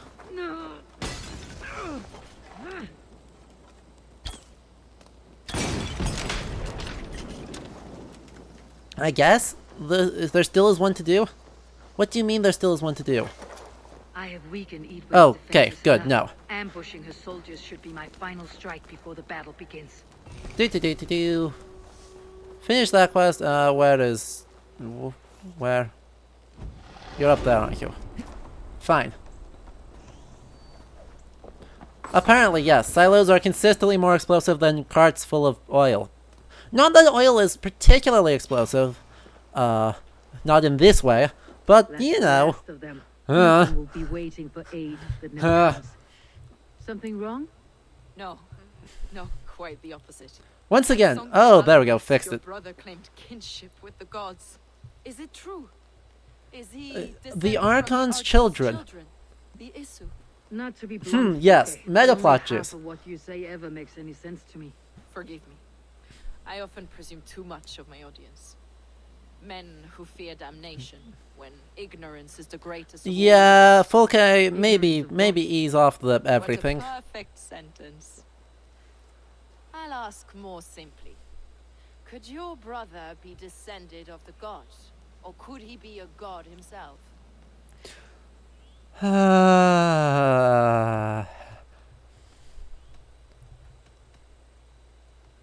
You spend too much time locked in that fetid cell. I worry about everyone's sanity in this game. And prayer and abstinence can clarify that which we otherwise fail to see. Yeah, I mean, that was a tactic to kind of cause reverie, but another thing that Christianity actually regarded as a very bad idea. While, even in a monastic context, fasting, abstinence, prayer are considered really important and were done on a daily basis. One of the ideas of medieval theology is that demons are attempting to cause despair, and so they might say a true thing and encourage good behaviors, but encourage it in excess, kind of vaguely Aristotelian, with a focus on moderation. And so, when they do that, you know, that means, oh, go into such a religious reverie that you forget to take care of yourself, and then you fall sick, and therefore into despair. Great. Perfect idea. Nothing went wrong. So, like, yet another way in which it is quietly doing a heresy. I'm actually looking for something specific here. There should be a note in here. There. Maybe? Nope. That's just a random note. One of these buildings at the farm here should have a note about an identity of an order member. Is that it? It's shiny enough. Nope. Huh. Well, they actually bothered to explain that one. In a rare change of events, they bothered to explain it.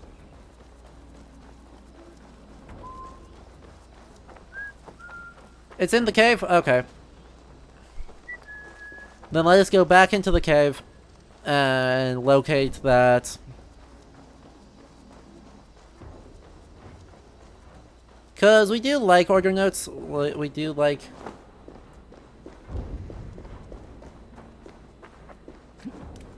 We very much like these existing and being able to hunt down the order members, because at some point we're going to have probably a whole episode that is just cleaning up all of the random plot. Is it over here? Did I actually already get it? I wonder if I already got it.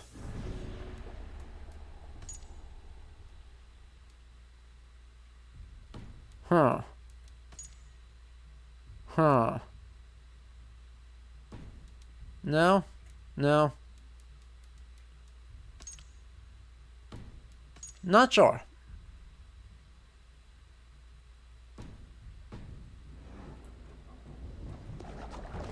Exciting.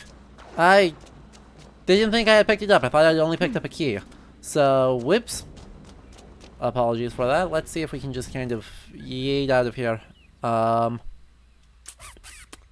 This is a fishing nonsense. This is a dumb one. So I actually want to do this one here, because I'm pretty sure that's a, I'll have to check, when we get over there, and if it's dumb, we'll ignore it. But if it's the one I think it is, then that should actually be... Nay, I wanted to remove that marker. Please. Shh. Anyway, well, fine, we'll remove all of them, and then we'll replace this one. Jesus.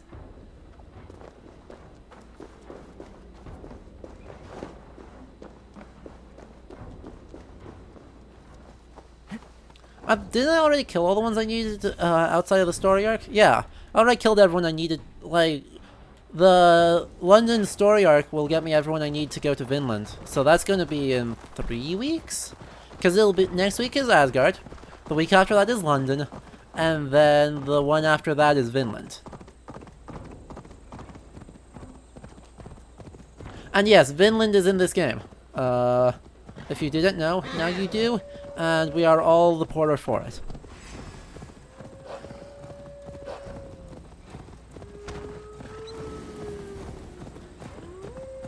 I'm gonna be really angry about that when we get to it, because it's not only dumb, it's dumb in an actually problematic way.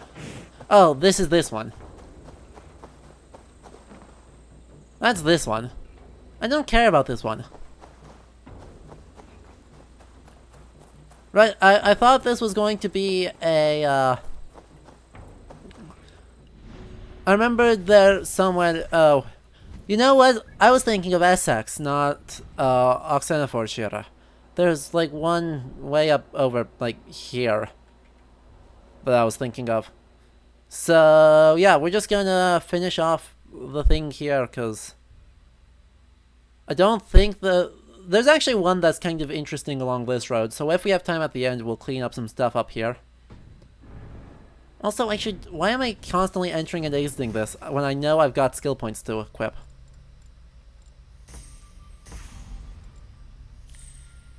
More poison. I don't actually want poison, but... at some point I've got to actually improve... reach for more skills and for more damage in every way. More melee crit chance? Yeah, more melee crit chance sounds good. Especially in already a very crit heavy build. Sway of the Raven, more light attack. Oh, they super did. Actually, on the face of it, it doesn't look too bad until you think more. It's very quiet in the kind of oof thing it does.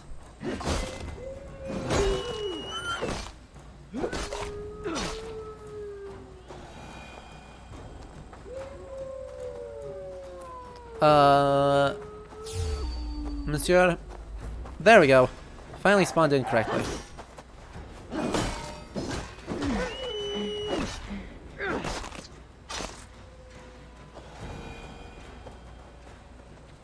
Am I at 3? I am at 3. Okay. Just doesn't look like it. Anyway, yeah. Let's save Vinland for Vinland. Because it deserves its entire whole thing.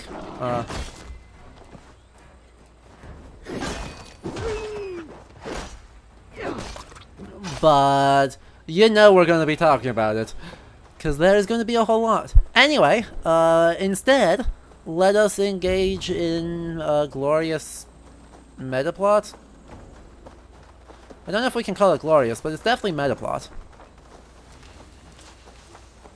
The Derelict Shrine of Camulus. Once again, another Roman site, because God forbid there isn't a Roman site.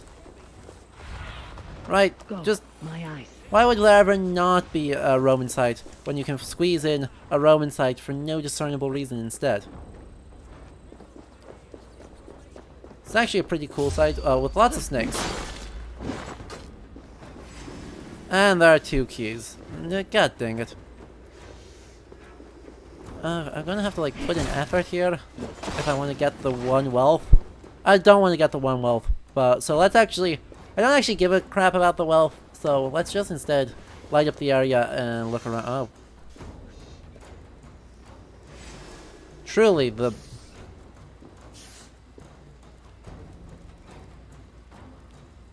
Everyone wave hi to the snake. He just looks so threatening. Ow. Okay, I'm actually poisoned, but the solution to poison is to just eat food. You guys may have not known that, but the solution to poison is eat food.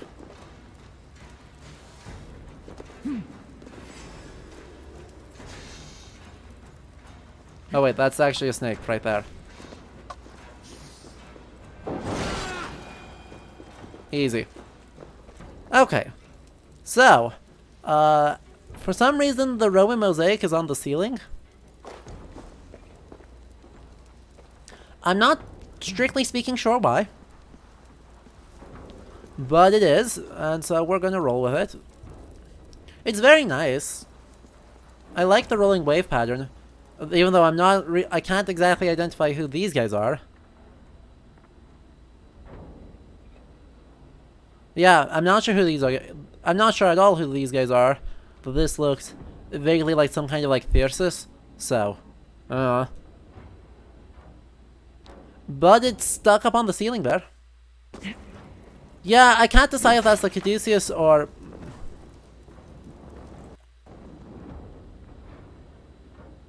a Thyrsus, so if that's supposed to be Mercury or Bacchus. But it's someone. Also, really, really nice pot. Really super nice. A little bit much color for that art style. Like, with this art style, I would basically expect the classic kind of red and black of Greek pottery. I don't know if there were variations of that style in Rome that would have this sort of full color decoration. I appreciate that they put color on it, if for nothing else than for the sake of having color. And you can like see also pigments of paint here like we should have.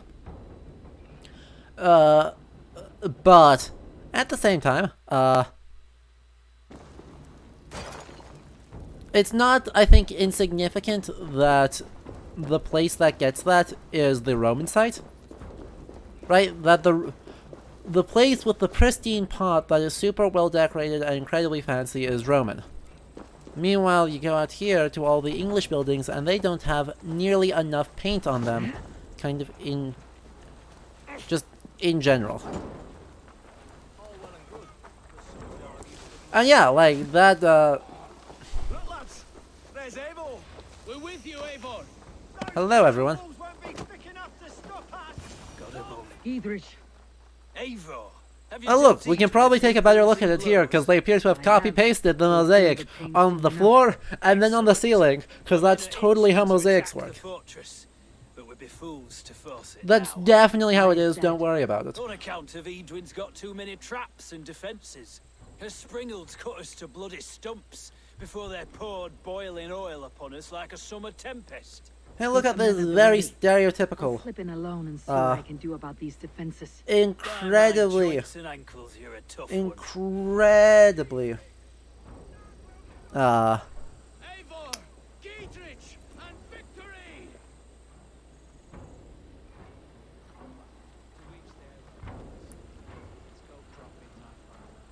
Yeah, I'm not sure where you guys are getting Mercury on this. Anyway, incredibly stereotypical ideas of medieval defenses, and you know, if this was the 13th century, I'd kind of agree with it.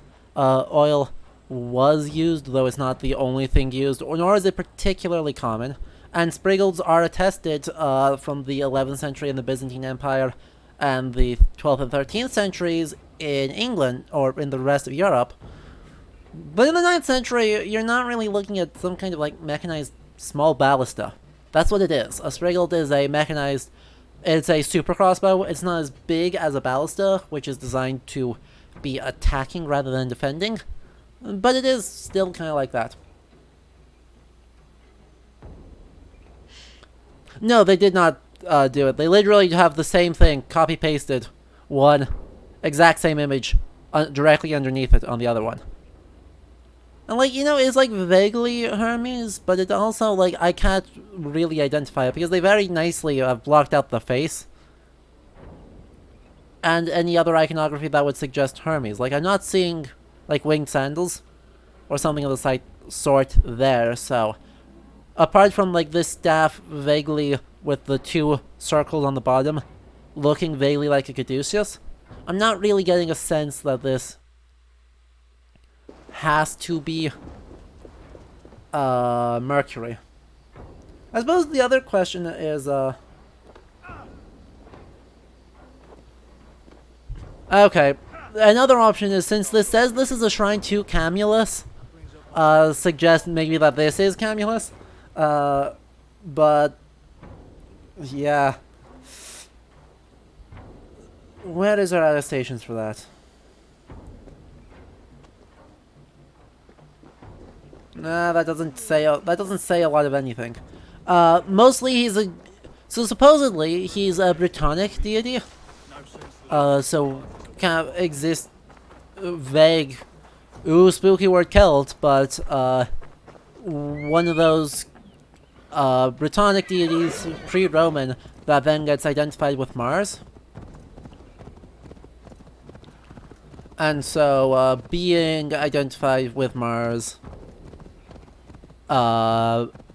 in some ways becomes a fairly important deity in Roman Britannia.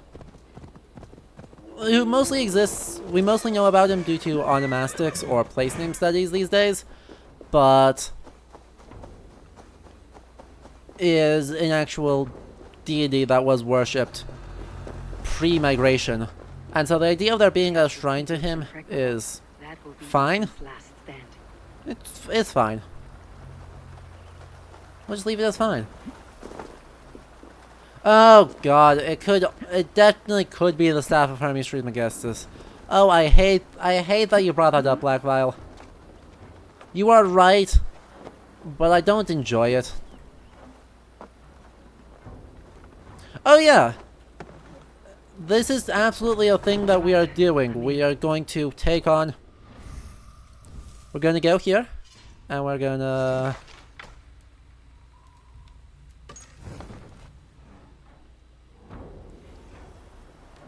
We're going to kill everyone? Oh, crap. That was not enough. Nailed it. That was fine. That was fine. We're fine. We're all fine. So, where are we actually trying to break? The thing's over there. Okay. Hi there, I'm just a friend. Don't mind me. Thanks.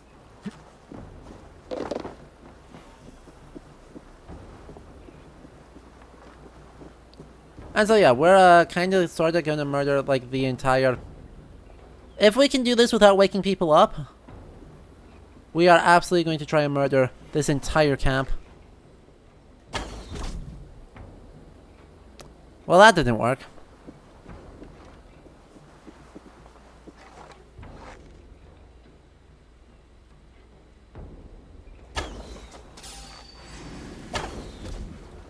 Feel my breath on your neck. That's it. Die. Hey, where are you going? Springles are large bolt casters. I must disable them. Good crit, good crit. Anyway. Let us sabotage that so that when they try to use it on us, we will wreck them. And then we will keep doing stuff to people, I guess. Things. There's a lot of things that kind of go on here. Not gonna say like there's a lot of sensible things, but there's a lot of things. Oh, come on. Ah, I didn't get the bullet reversal on that. I don't even know where the guy is, to be honest. Ow. Ow.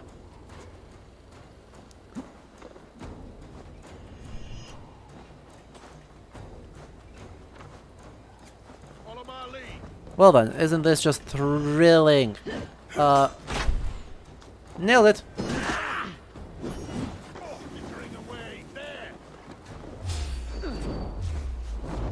Wait, what?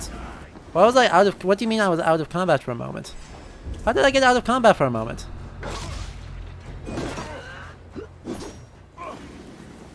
Fall damage. Also, yeah, once again, I would note that we made one mistake. I alerted one person, and now literally the entire camp knows we're here. Again, I don't know where he is.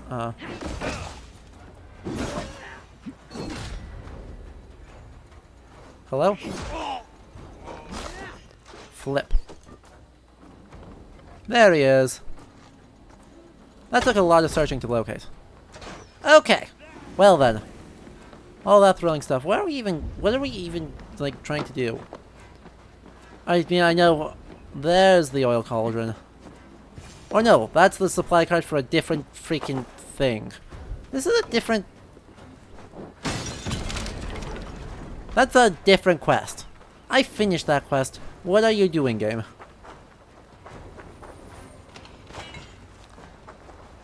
I mean, yeah, we have ankles of titanium, which is a material that exists in this game.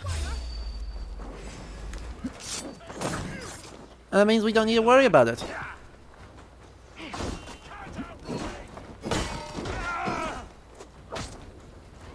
Oof, you just shot your friend's corpse. That was kinda mean of you, I won't lie.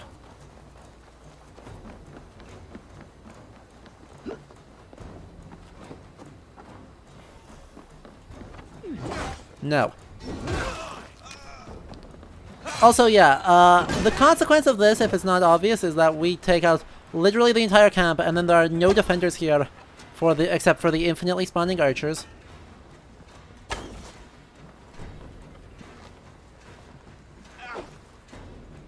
With me! Watch for my lead! Oh. Ow. There's another guy here. That's unfortunate. He's super dead. Aw, I missed that. Fine. 1, 2. Whiffed the second shot. I hate when I do that. Okay, well this is truly not all that engaging, I'll be honest. I don't have a lot clever to say, I don't have a lot of anything to say, apart from, hey look at me, I'm doing a murder again. Like, there's one thing to feel powerful, and then there's whatever the hell this is, all the time. Also, the kind of design for all of this looks dumb. Like, why is there a pile of swords here and here? Why are these shields not on their racks? Why is this tree not cleared out? Why is there just piles of stuff right here? Wait, what is any of this stuff doing? Also, if we're able to clear the entire camp of defenders, why is their army so bad? That they will need our help in order to clear the Spriggles, in order to even possibly maybe have a chance.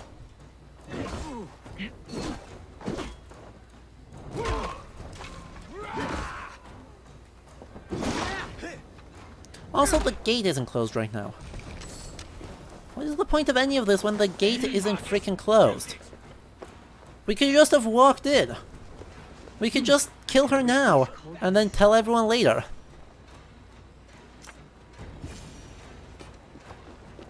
Also, we affix explosives to them. Don't ask why. We just do.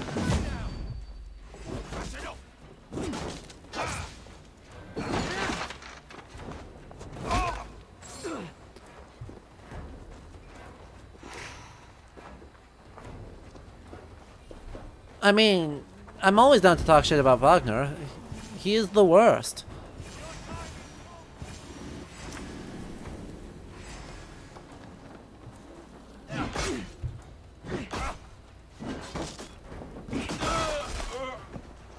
And, by the way, you say questionable, you better mean the worst. More to be done, but this should be enough to launch the assault. Now it's down to Giedrich to lead his men. The man... There's a long tradition in fantasy, that Wagner very helpfully contributes to. Where is he? Actually, where is this? Where is this guy? Huh? There's you. Bye. Have fun.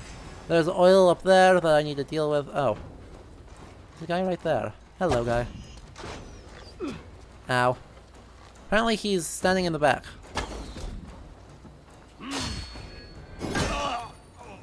Well then.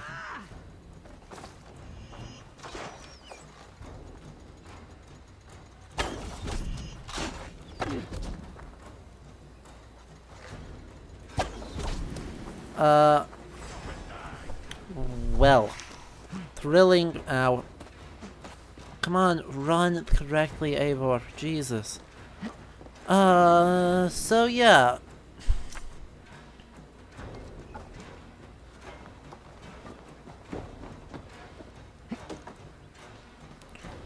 Wagner, well, super obviously known for his operas, which are incredibly influential and got a lot of people into Norse studies in the kind of early stages of everything. Also had the garbage views, and his operas are not subtle about it. And the more interesting thing, I suppose, from that is that some of Wagner's audience kind of knew that it was super duper yikes. And they tried to actually kind of deal with that or process that in some way, especially in France. But like, a good example of Wagner's yikesness is with like Alberich, the dwarf. Ends up, whoa, that was spooky. Is basically just a collection of Jewish stereotypes from the time period. It's not subtle. It's not charitable. He's obviously the bad guy.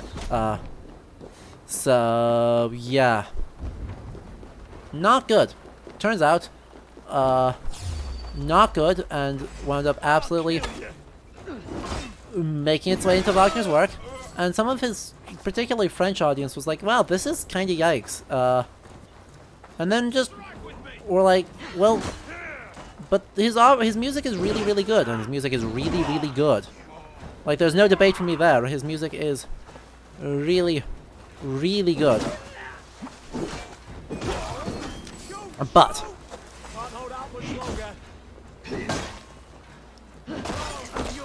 that's kind of the cost of it, I suppose. Squish, bonk, bonk. There we go. So yeah, there's just a lot going on there. And unfortunately, you know, he's incredibly influential. I mean, Tolkien does, as is Tolkien, Tolkien does the same thing. So we kind of have to wrestle with that, and that kind of legacy as part of adaptation of Norse media these days. Right? we can't ignore that part of it. It's not like it doesn't exist. It's not like it doesn't matter. And so it's something I kind of keep an eye on, especially, you know, in light of what's happened recently. It's always something to keep an eye on, just kind of in the background when playing a game or watching film about Vikings and Norse mythology, is what are the underlayers? Like, where does the stuff come from? And does that mean that they are replicating problematic narratives? You're not the Lord of East Mercia. You are... You're a good man, Sigurd. Is it done? It is. And have you laid your poles of hazel and composed your poems for this coming victory? No, we have not done that yet. Go on then. You master of aids. Sigurd, you're being a bastard. It is not dreams that led me here, Eivor. I've had visions, prophecies from the Giedrich is just fine with this, by the way. Visions. That's my jobs. Okay, speaking of problematic stuff. Sigurd, what prophecies?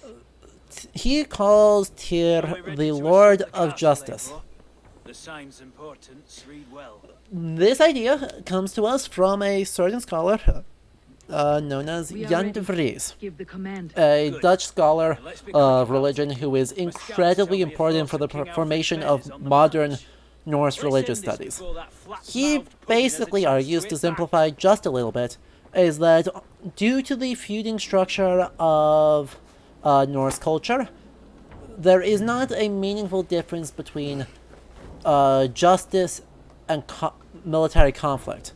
These are kind of fundamentally the same idea, and so Tyr, who in the Prose Edda is said to be a god of battles, is therefore also can be inferred to be a god of justice. This is not a terrible take, except for there's this tiny problem.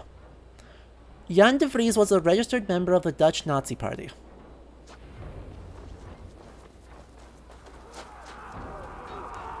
He had an incredibly vested interest in why the Tyr might be both military conflict, right? Why military conflict and law should be the same thing, because that's one of the core principles of how fascism operates. It needs those two to be the same. And anytime that those aren't, you know, we suddenly have to account for that. And it weakens Nazi kind of ideologies. Which is, you know, most people would say is probably a good thing. For Jan de Vries, this is almost certainly a bad thing. And so, you know, here we are with the problem of what to do about the Nazis. And the Prose Edda actually kind of answers some of this question, because while it's not impossible that Tyr is kind of sworn to as part of oaths, and therefore as part of the justice system, the Prose Edda actually tells us that there's another one involved. Baldur and his son Forseti are so good at the reconciliation half of the legal system, wherein people make agreements. You know, that's somewhat important thing. And by making these agreements, you can get past the violence, right? That violence doesn't become everything. And so, it's Baldur and Forseti that do that, not Tyr. And so thinking about them in that way is actually, you know, super kind of important. And recognizing that Tyr is not ever said in the Middle Ages to be god of justice specifically. That this is an interpretation that comes from a very vested political ideology.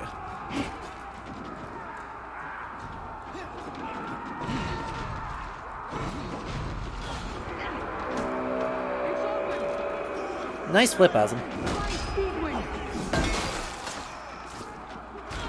Oh yeah, we're gonna hear this again and again and again and again, because unfortunately, Jan de Vries is freaking everywhere. So, like, this is not a surprising new thing. This is not the first time you'll hear me say this, but it has kind of become one of my things recently of, hey, maybe the Nazi had a reason to say law and war were the same event. Just maybe.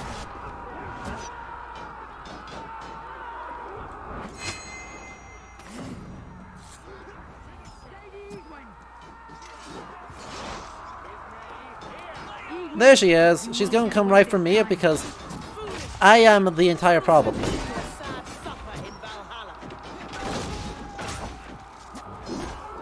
Oh, she dodged.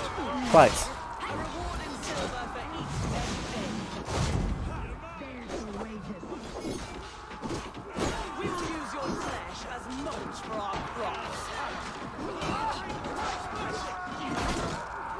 And look at this great fight.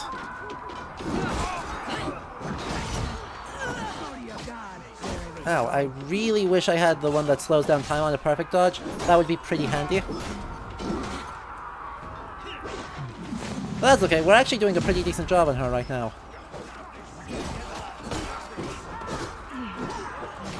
Damn it, I'm out of oomph. But that's okay, we can do this instead. And just stomp her. Come on, please attack. Oh god, she did a spin flip. Oh no, what will we do?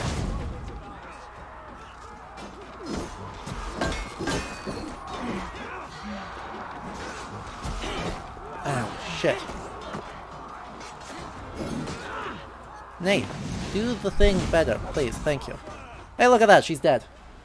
Bonk, bonk, bonk, bonk, bonk. Hammers apparently that's the way Thor fights with his hammer, is he just like knocks people over and then smashes their head in a bunch with his hammer. Which actually, you know, is probably historically...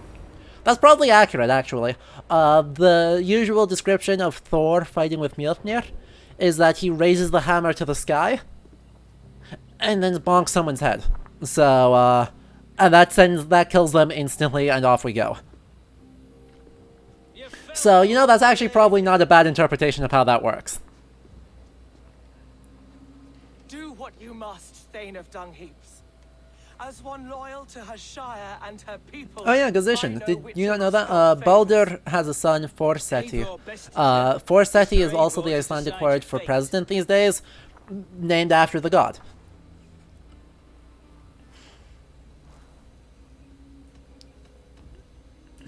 You fought with honor and purpose. For that, I put you in Giedrich's care. You will see you're treated well. I will, so long as you recant your friendship with that pot of warm piss, King Alfred. Agreed. Aww, she sounds so bitter about it. She sounds so... Also, yeah, she's alive and also has a very, like, traditionally masculine role. Eowyn here, I think, is probably, to some extent, inspired by Athelflav, the Lady of Mercia, and Alfred the Great's daughter. Because she becomes kind of undisputed Queen of Mercia after her husband's death. She marries the Thane who becomes King of Mercia, and then when he dies, she doesn't get replaced with someone. That's just it. She becomes queen, and she actually passes the throne to her daughter. So she is incredibly cool in, like, every way, all the time. And I expect Eowyn is kind of inspired by her.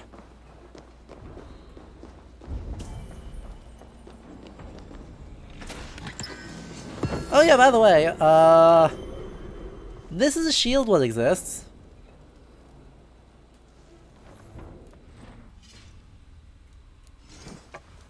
Let's take a look at it. No, I don't want to compare the two. I wanted to equip details. A gift from a faraway land. This shield once belonged to Eowyn's husband. Sleepy time shield. Also Chinese?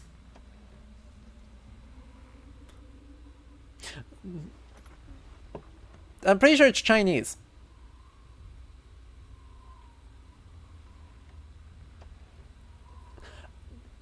I'm not sure what it's doing here.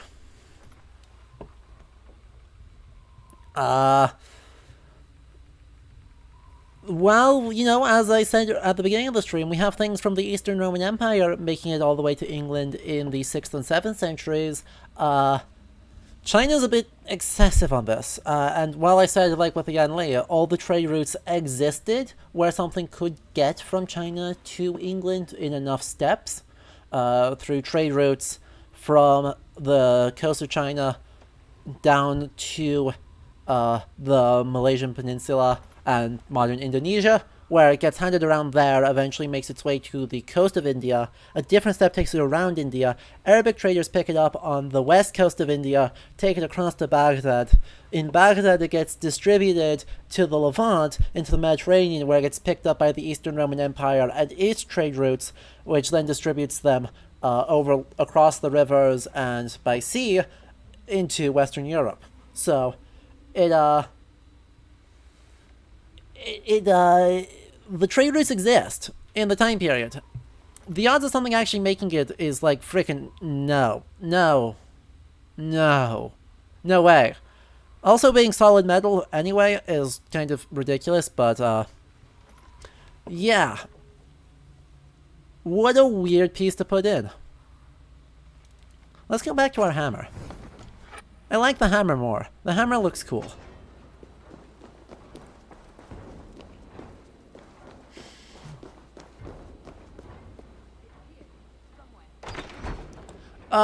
Yes. Those are later, I think. Those are medieval, but later.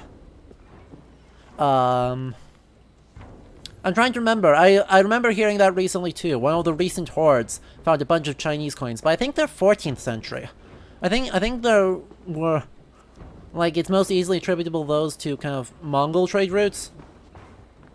As kind of bringing them in. Anyway, metaplot. This is the stone that Full K has just been lugging around in your pocket, by the way. I've seen this somewhere. I know these words. Woo. These were recently translated, by the way. I think it's Axis the Animus figured out how to translate them. And so they'll say stuff. This is a quote from Havamal, by the way. That is a direct quote of the poem. Through this doorway once before. Hey, look, and supposedly this is Valhalla. Not once, 1,000 times. Like, these are the gates of Valhalla. And by the way, this is the point where we reveal it 1,000 times, and with Sigurd.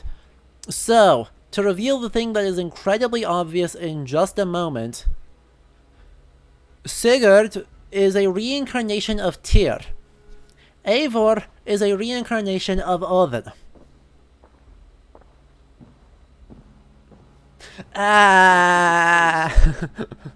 Does it speak to you? Yes. But the words are fogged, shadowed. And yet I feel their meaning. And the ash tree, I see the great tree of life. Her boughs reaching skyward, opening the way. It's just as you promised, Basim. All you foretold was true. Gee, I wonder if there's a reason why he knows what's going on. More than I appear to be. So much more. Is that so? This is wicked magic, Sigurd. Dark Seder. Seder. No. Ev, not thee. This is everything. To the walls.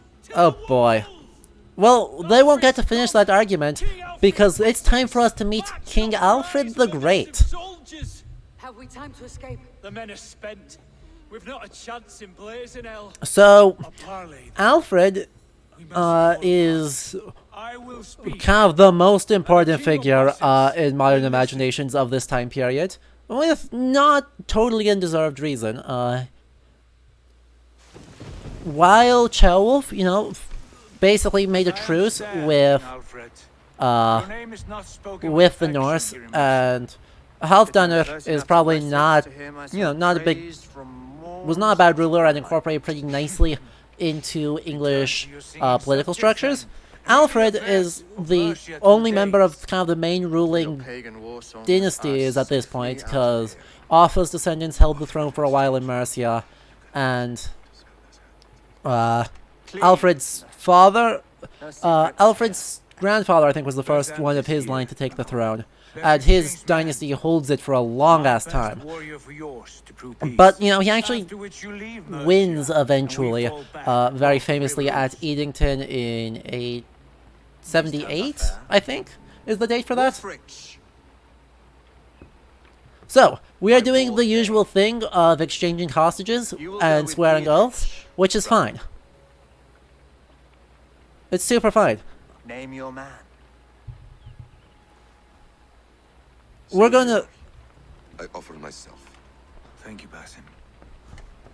King Alfred. Fulke, by the way. Paladin Fulke. Are you with this company?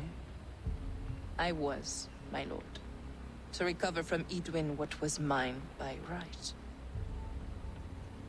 She is a member of the court of Alfred of Wessex. The only man you need.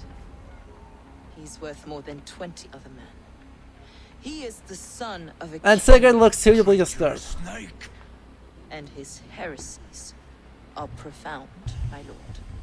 He claims to be... Oh yes, because yours are not less profound. Yours are not less profound. You are Gnostic. Alfred would not be happy about this. I'll gift myself to you, King Alfred. Because it is not my fate to die by your hand. Brother. So, by the way, For the Lord God watches over you all. Indeed. So here's the exchange. This man is dangerous, my lord. Let And me hold him. Fulke, go to hell. Treat him with care. Treat him with care. So, by the way, Fulke is from Frisia, supposedly. Don't know why, just because. What was that? I will shatter them. They shall not get away. Yeah, even Basim seems pretty spooked, because reasons. He is not... Yeah. I don't think he expected this one.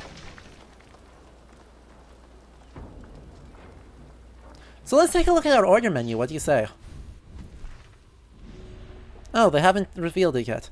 Okay, we will look at the order menu in a moment then. Once we have kind of, you know, caught up, figure out what the hell is going on. Done literally anything. Quest completed, the Saga Stone. We get a bunch of experience. We get another level up, 2 more skill points. And, come on, order member revealed, please. Reveal it! The Paladin Stone. Anyway. But Paladin is not a word in use kind of at this point. Too late to stop them. We have to actually report to Randvi, I think.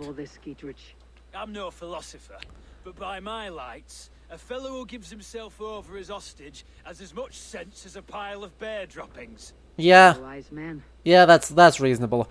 That's reasonable, Giedrich. Or Yeadrich, I should say. Let's pronounce your name correctly, unlike this game. This game doesn't care how pronunciations do.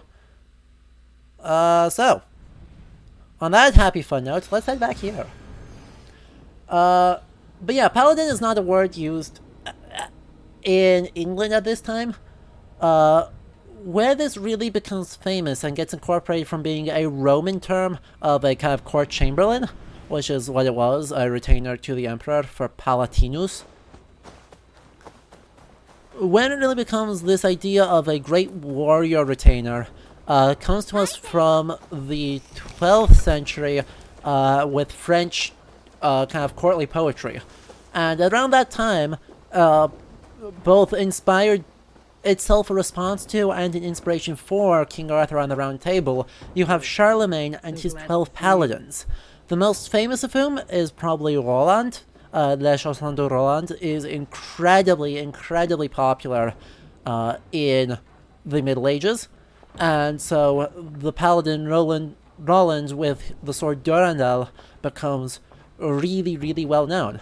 And so that's where the idea of kind of our paladin as our great holy warrior comes from, is from Charlemagne and those 12, who probably didn't exist. They're probably not real people, but Charlemagne, the legendary Charlemagne, as opposed to the historical Charlemagne, kind of picks them up and becomes this grand, like, divinely ordained ruler of everything in the Western European consciousness, partially as a way to denigrate the Eastern Roman Empire. Ranvi, our work is done in Oxenefordscire, but the cost has been high.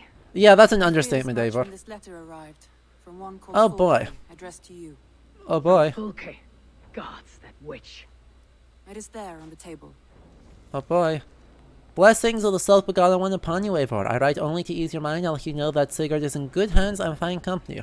I will treat him with all the care he deserves. That is to say, none at all, because 1, he's a dick, and 2, you're Fulke.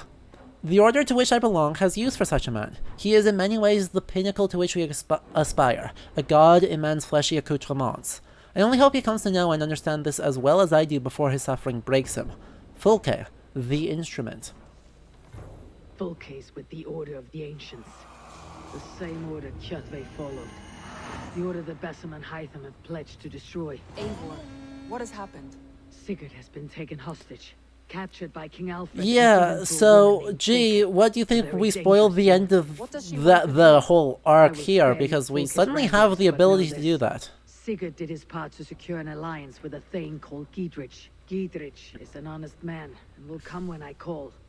Until that time, Basim will locate Fulke. Look for his message. Yeah, Peter, totally coincidental. Absolutely, no question about it. Anyway, let's take a look at that order menu now and see if we can't spoil... Oh, we have to actually kill one of them first. Okay, so we'll spoil it as soon as we kill this guy who... Gee, I wonder if we've seen him before.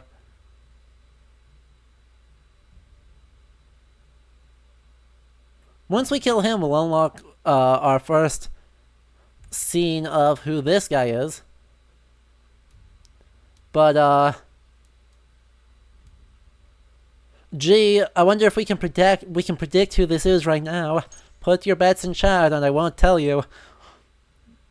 Magister Fulke, born to a fishwife in Bruges, Fulke grew up in a colourful environment, quickened by far-reaching trade. Fulke drank in the tales of merchants as far away as the Baltic and longed for a life adventure. She taught herself to read and absorbed any text she came across, leading to a curious mixture of beliefs and certainties.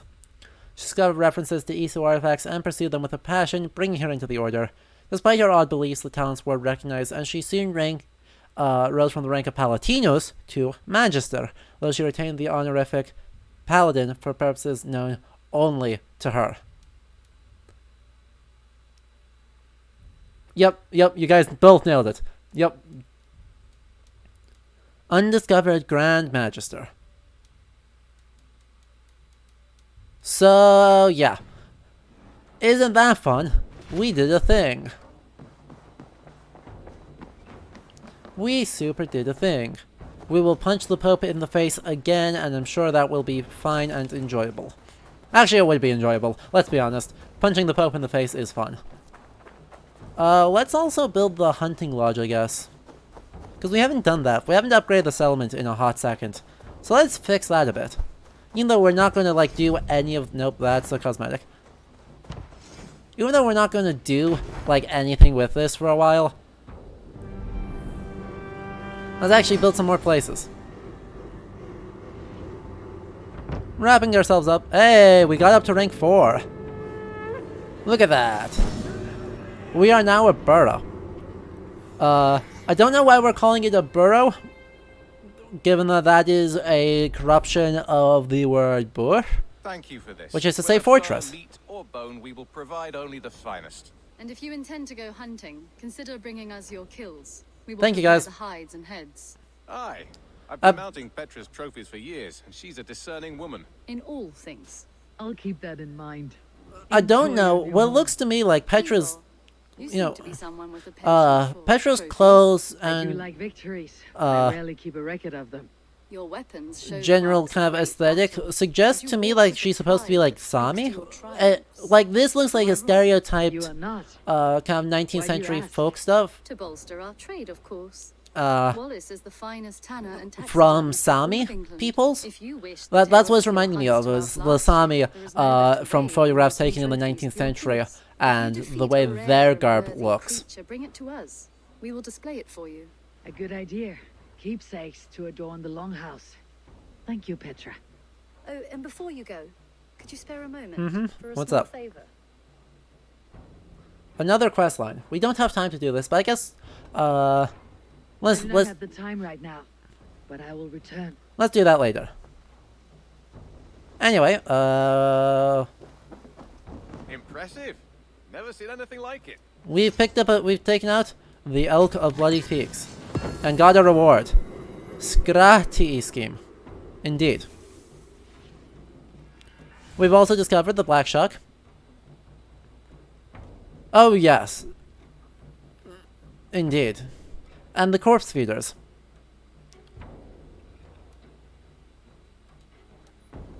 There's also 7 others, though there should be an 8th one here that actually doesn't get, like, for some reason isn't getting shown. Or, sorry, 6 others I can count, and the 10th one that is shown, not shown. There's also a bunch of stuff to do there, I guess, I but must be on my way now. we're not gonna Goodbye. we're not gonna do the hunter deliveries because I'm not gonna go hunting, because why bother? So the last thing I guess we're gonna do, we'll kind of do some upgrades at the beginning of next time, I think, but let's take a look at our tattoos. If I'm gonna take my best judge, oh wait, I need to actually deal with that quest line. Let's actually deal with that quest line then, cause someone is, we had the tiny problem of our tattoo artist is dead. So let's actually finish off with that quest and do stuff there, because I actually need, if I want to change my tattoos, I've got to actually deal with that. Is this just a, like, buff? Feast buff? Yeah. Feast buff. So, meanwhile, where are you? Out here. Okay. In our graveyard. Which is actually quite nice. You know, I don't actually mind this. Being away from the settlement, in a spot that is kind of, each grave is marked with stones, but not in a ship shape, which is good. He passed while I was away. So yeah, I completely forgot that this happened last time. Toby, I'm sorry I wasn't there. No one was. We had planned to brand Tekla's barrels that morning, and we talked about what we might have for supper. And when I went to collect him, he was in his bed. He just quietly passed away, as it happens. But he was already gone. This game is pretty inconsistent, Things he wanted right, to do, as to, you know, what happens to people after they die. His death was so... Like, whenever a warrior dies, they always reach for their weapon to go, hey. What stories do you mean? When we tell stories, the old and wise, so, they have this calm. right, they always reach for their weapon because they're like, oh, if I don't die with a weapon in my hand, won't go to Valhalla. And Snorri kind of confirms this in the prose edit, saying, you know, those who die of old age, which Sven did, would go to hell, which is supposed to be bad and dark and cold and Niflheim and oblivion. As if nothing happened. But the game quietly just doesn't mention that, right? The game instead, correctly I think, has a lot more honor. A lot more honor attributed to those who die of old age, and far more akin, right? Far more akin to how the sagas actually describe it, and most likely far more akin to what belief actually looked like outside of the warrior elite. You're so strong and so determined. Someone else might have done better than me, or worse. This was the fate woven for me. And, you know, they focus on kind of the Nornir and woven kind of generated fate as an option for that. Believed in you, in your craft. So do you believe and so, like, I know, I like this scene. I like when they're not trying to do Norse religion, capital N, capital R. with all the nonsense and assumptions that it entails. Step down, whatever you decide. And I appreciate, like, when it attempts to actually address the difficulties of living in the meaningful way. And know that you're valued. And address kind of afterlife beliefs and the existence of continued belief after death. When I close my eyes, when I see the signs on the arms of gods. Right, so it does it a lot better. These are the moments in the game that I really like. These small character moments, I think, are the best part of the game, so I'm not actually going to be upset or snarky about that. It's just nice, and when this game does so many other things so weirdly, as you'll see next week, when there is a lot of things that are very, very, very weird, it's nice when it does something cool.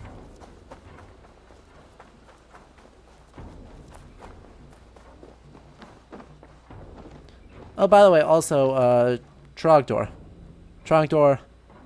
the Burninator. What else we have to do over here? Tova, are you gonna come back? Let me actually just quick fast travel here so we can finish up right on the tail end. We're just gonna bounce back over. Ta-da!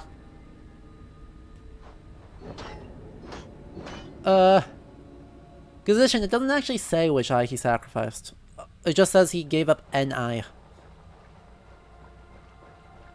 Wow! We're stuck in a loading screen. Okay. So yeah, now we're actually going, now that we have fast traveled and reset everything, we're actually going to wrap up with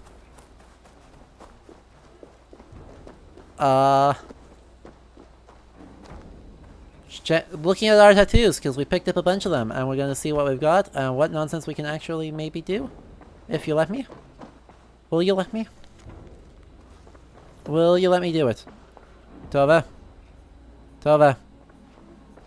It's not going to let me do it. So, instead we're going to do some weapon upgrades, so that we can do tattoos at the beginning of next stream. And then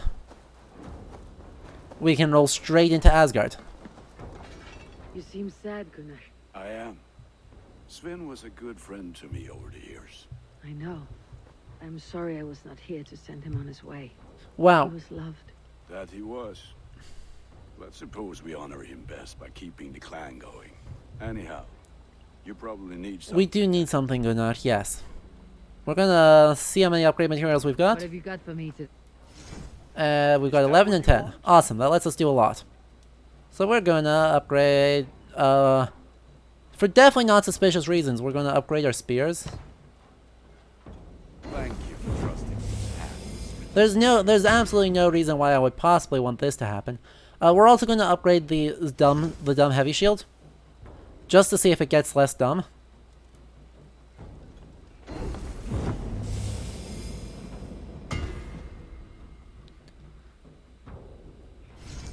We're gonna upgrade this heavy shield. We're gonna upgrade that to see how it changes. It doesn't get better, as it turns out. Okay, exciting. Always a pleasant surprise. We'll upgrade the spear again for... Again, there is no possible reason why I want this. Worthy of the gods. Sadly, the mask doesn't change. Like, right, the mask is cool. The mask is super cool, but it doesn't actually change when we upgrade it. Oh, it does get... Never mind. Apparently it does. It's the assassin one, sorry. The assassin one doesn't change when we upgrade it. Also, we're gonna upgrade the Raven clan armor, I think. Well, I like the Magister's armor. Actually, this only costs 1 nickel. Let's upgrade some of our armor. I really like this armor set. It's not my absolute favorite, but it's good. The Raven clan armor goes from being absolute trash to being incredibly cool at the 3rd layer. Right, so it's okay right now. But, boom. Instant assassin garb. Also, we need to upgrade these to make them less trash, because they're pretty trash right now. They're still pretty trash, I won't lie. That didn't make them a lot better. Let's see what other boots we can upgrade. We can upgrade the Magister's trousers to see if they become less trash. Ah, that's a little bit of an improvement. Well, let's actually improve our bow. You know, that seems important.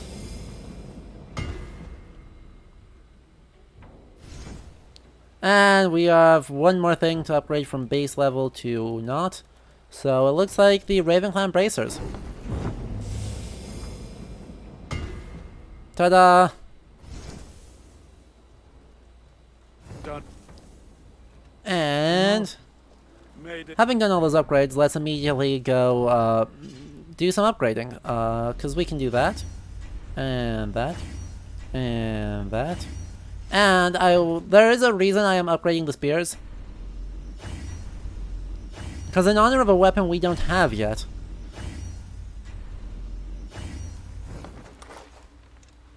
We are absolutely going to start off next week by rolling with our double spear.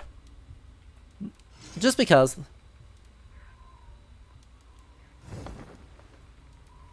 Yep, just smearing it everywhere. Do we have a better bow? We do not. Okay. And let's see. I don't know. What's up? Don't have enough to upgrade that one. Okay. There we go. Good enough. Okay. So. As I'm finishing up here with just some like shopping, other stuff, if you enjoyed this, and I hope you did, make sure you're followed here and subscribed on the YouTube channel. The VOD will be uploaded this evening, and then I'm thinking tomorrow. Still waiting on payment. These are quite far away and in all directions. I think it is tomorrow. I should be done editing it, and there will be a review of the role-playing system Rune and Steel up on the YouTube channel as an exclusive there. An interesting idea. Maybe when I have the time. Oh. Keep the note, just in case. Exciting. I've been saving these just for you. So. May I see yours? Also, on Wednesday at 7 PM will be the next stream. And as per usual, we're going to be playing, or not as per usual, as we did a couple weeks ago, we're going to be playing Hades, because I really like that game, and I want to play more of it, and that's a good excuse too. So we're going to be playing Hades. And then, next week, 11 AM Central Time, on next Saturday, is going to be more Assassin's Creed Valhalla, doing the stuff. You should buy that. There's going to be a lot of doing the stuff. As a friend, I think you should buy this. Also, we can do a bunch of stuff here. Okay. Are there any terrible ones? I feel like there's got to be some terrible ones coming up. No? No? No? I mean, that one looks pretty bad. Eivor, yes! This is a brilliant choice. Tier bravery skin. Oh, oh. I see a loose scheme. I have no idea why there's a loose scheme, and so we're gonna go with that one with stuff. Anyway, so yeah, we're gonna start that up. Wednesday is gonna be Hades. Saturday is going to be more AC Valhalla, where we're gonna take on Asgard with a whole lot of nonsense that is Asgard. Like it's going to be non-stop hot nonsense for literally the entire time. So I hope you all are prepared.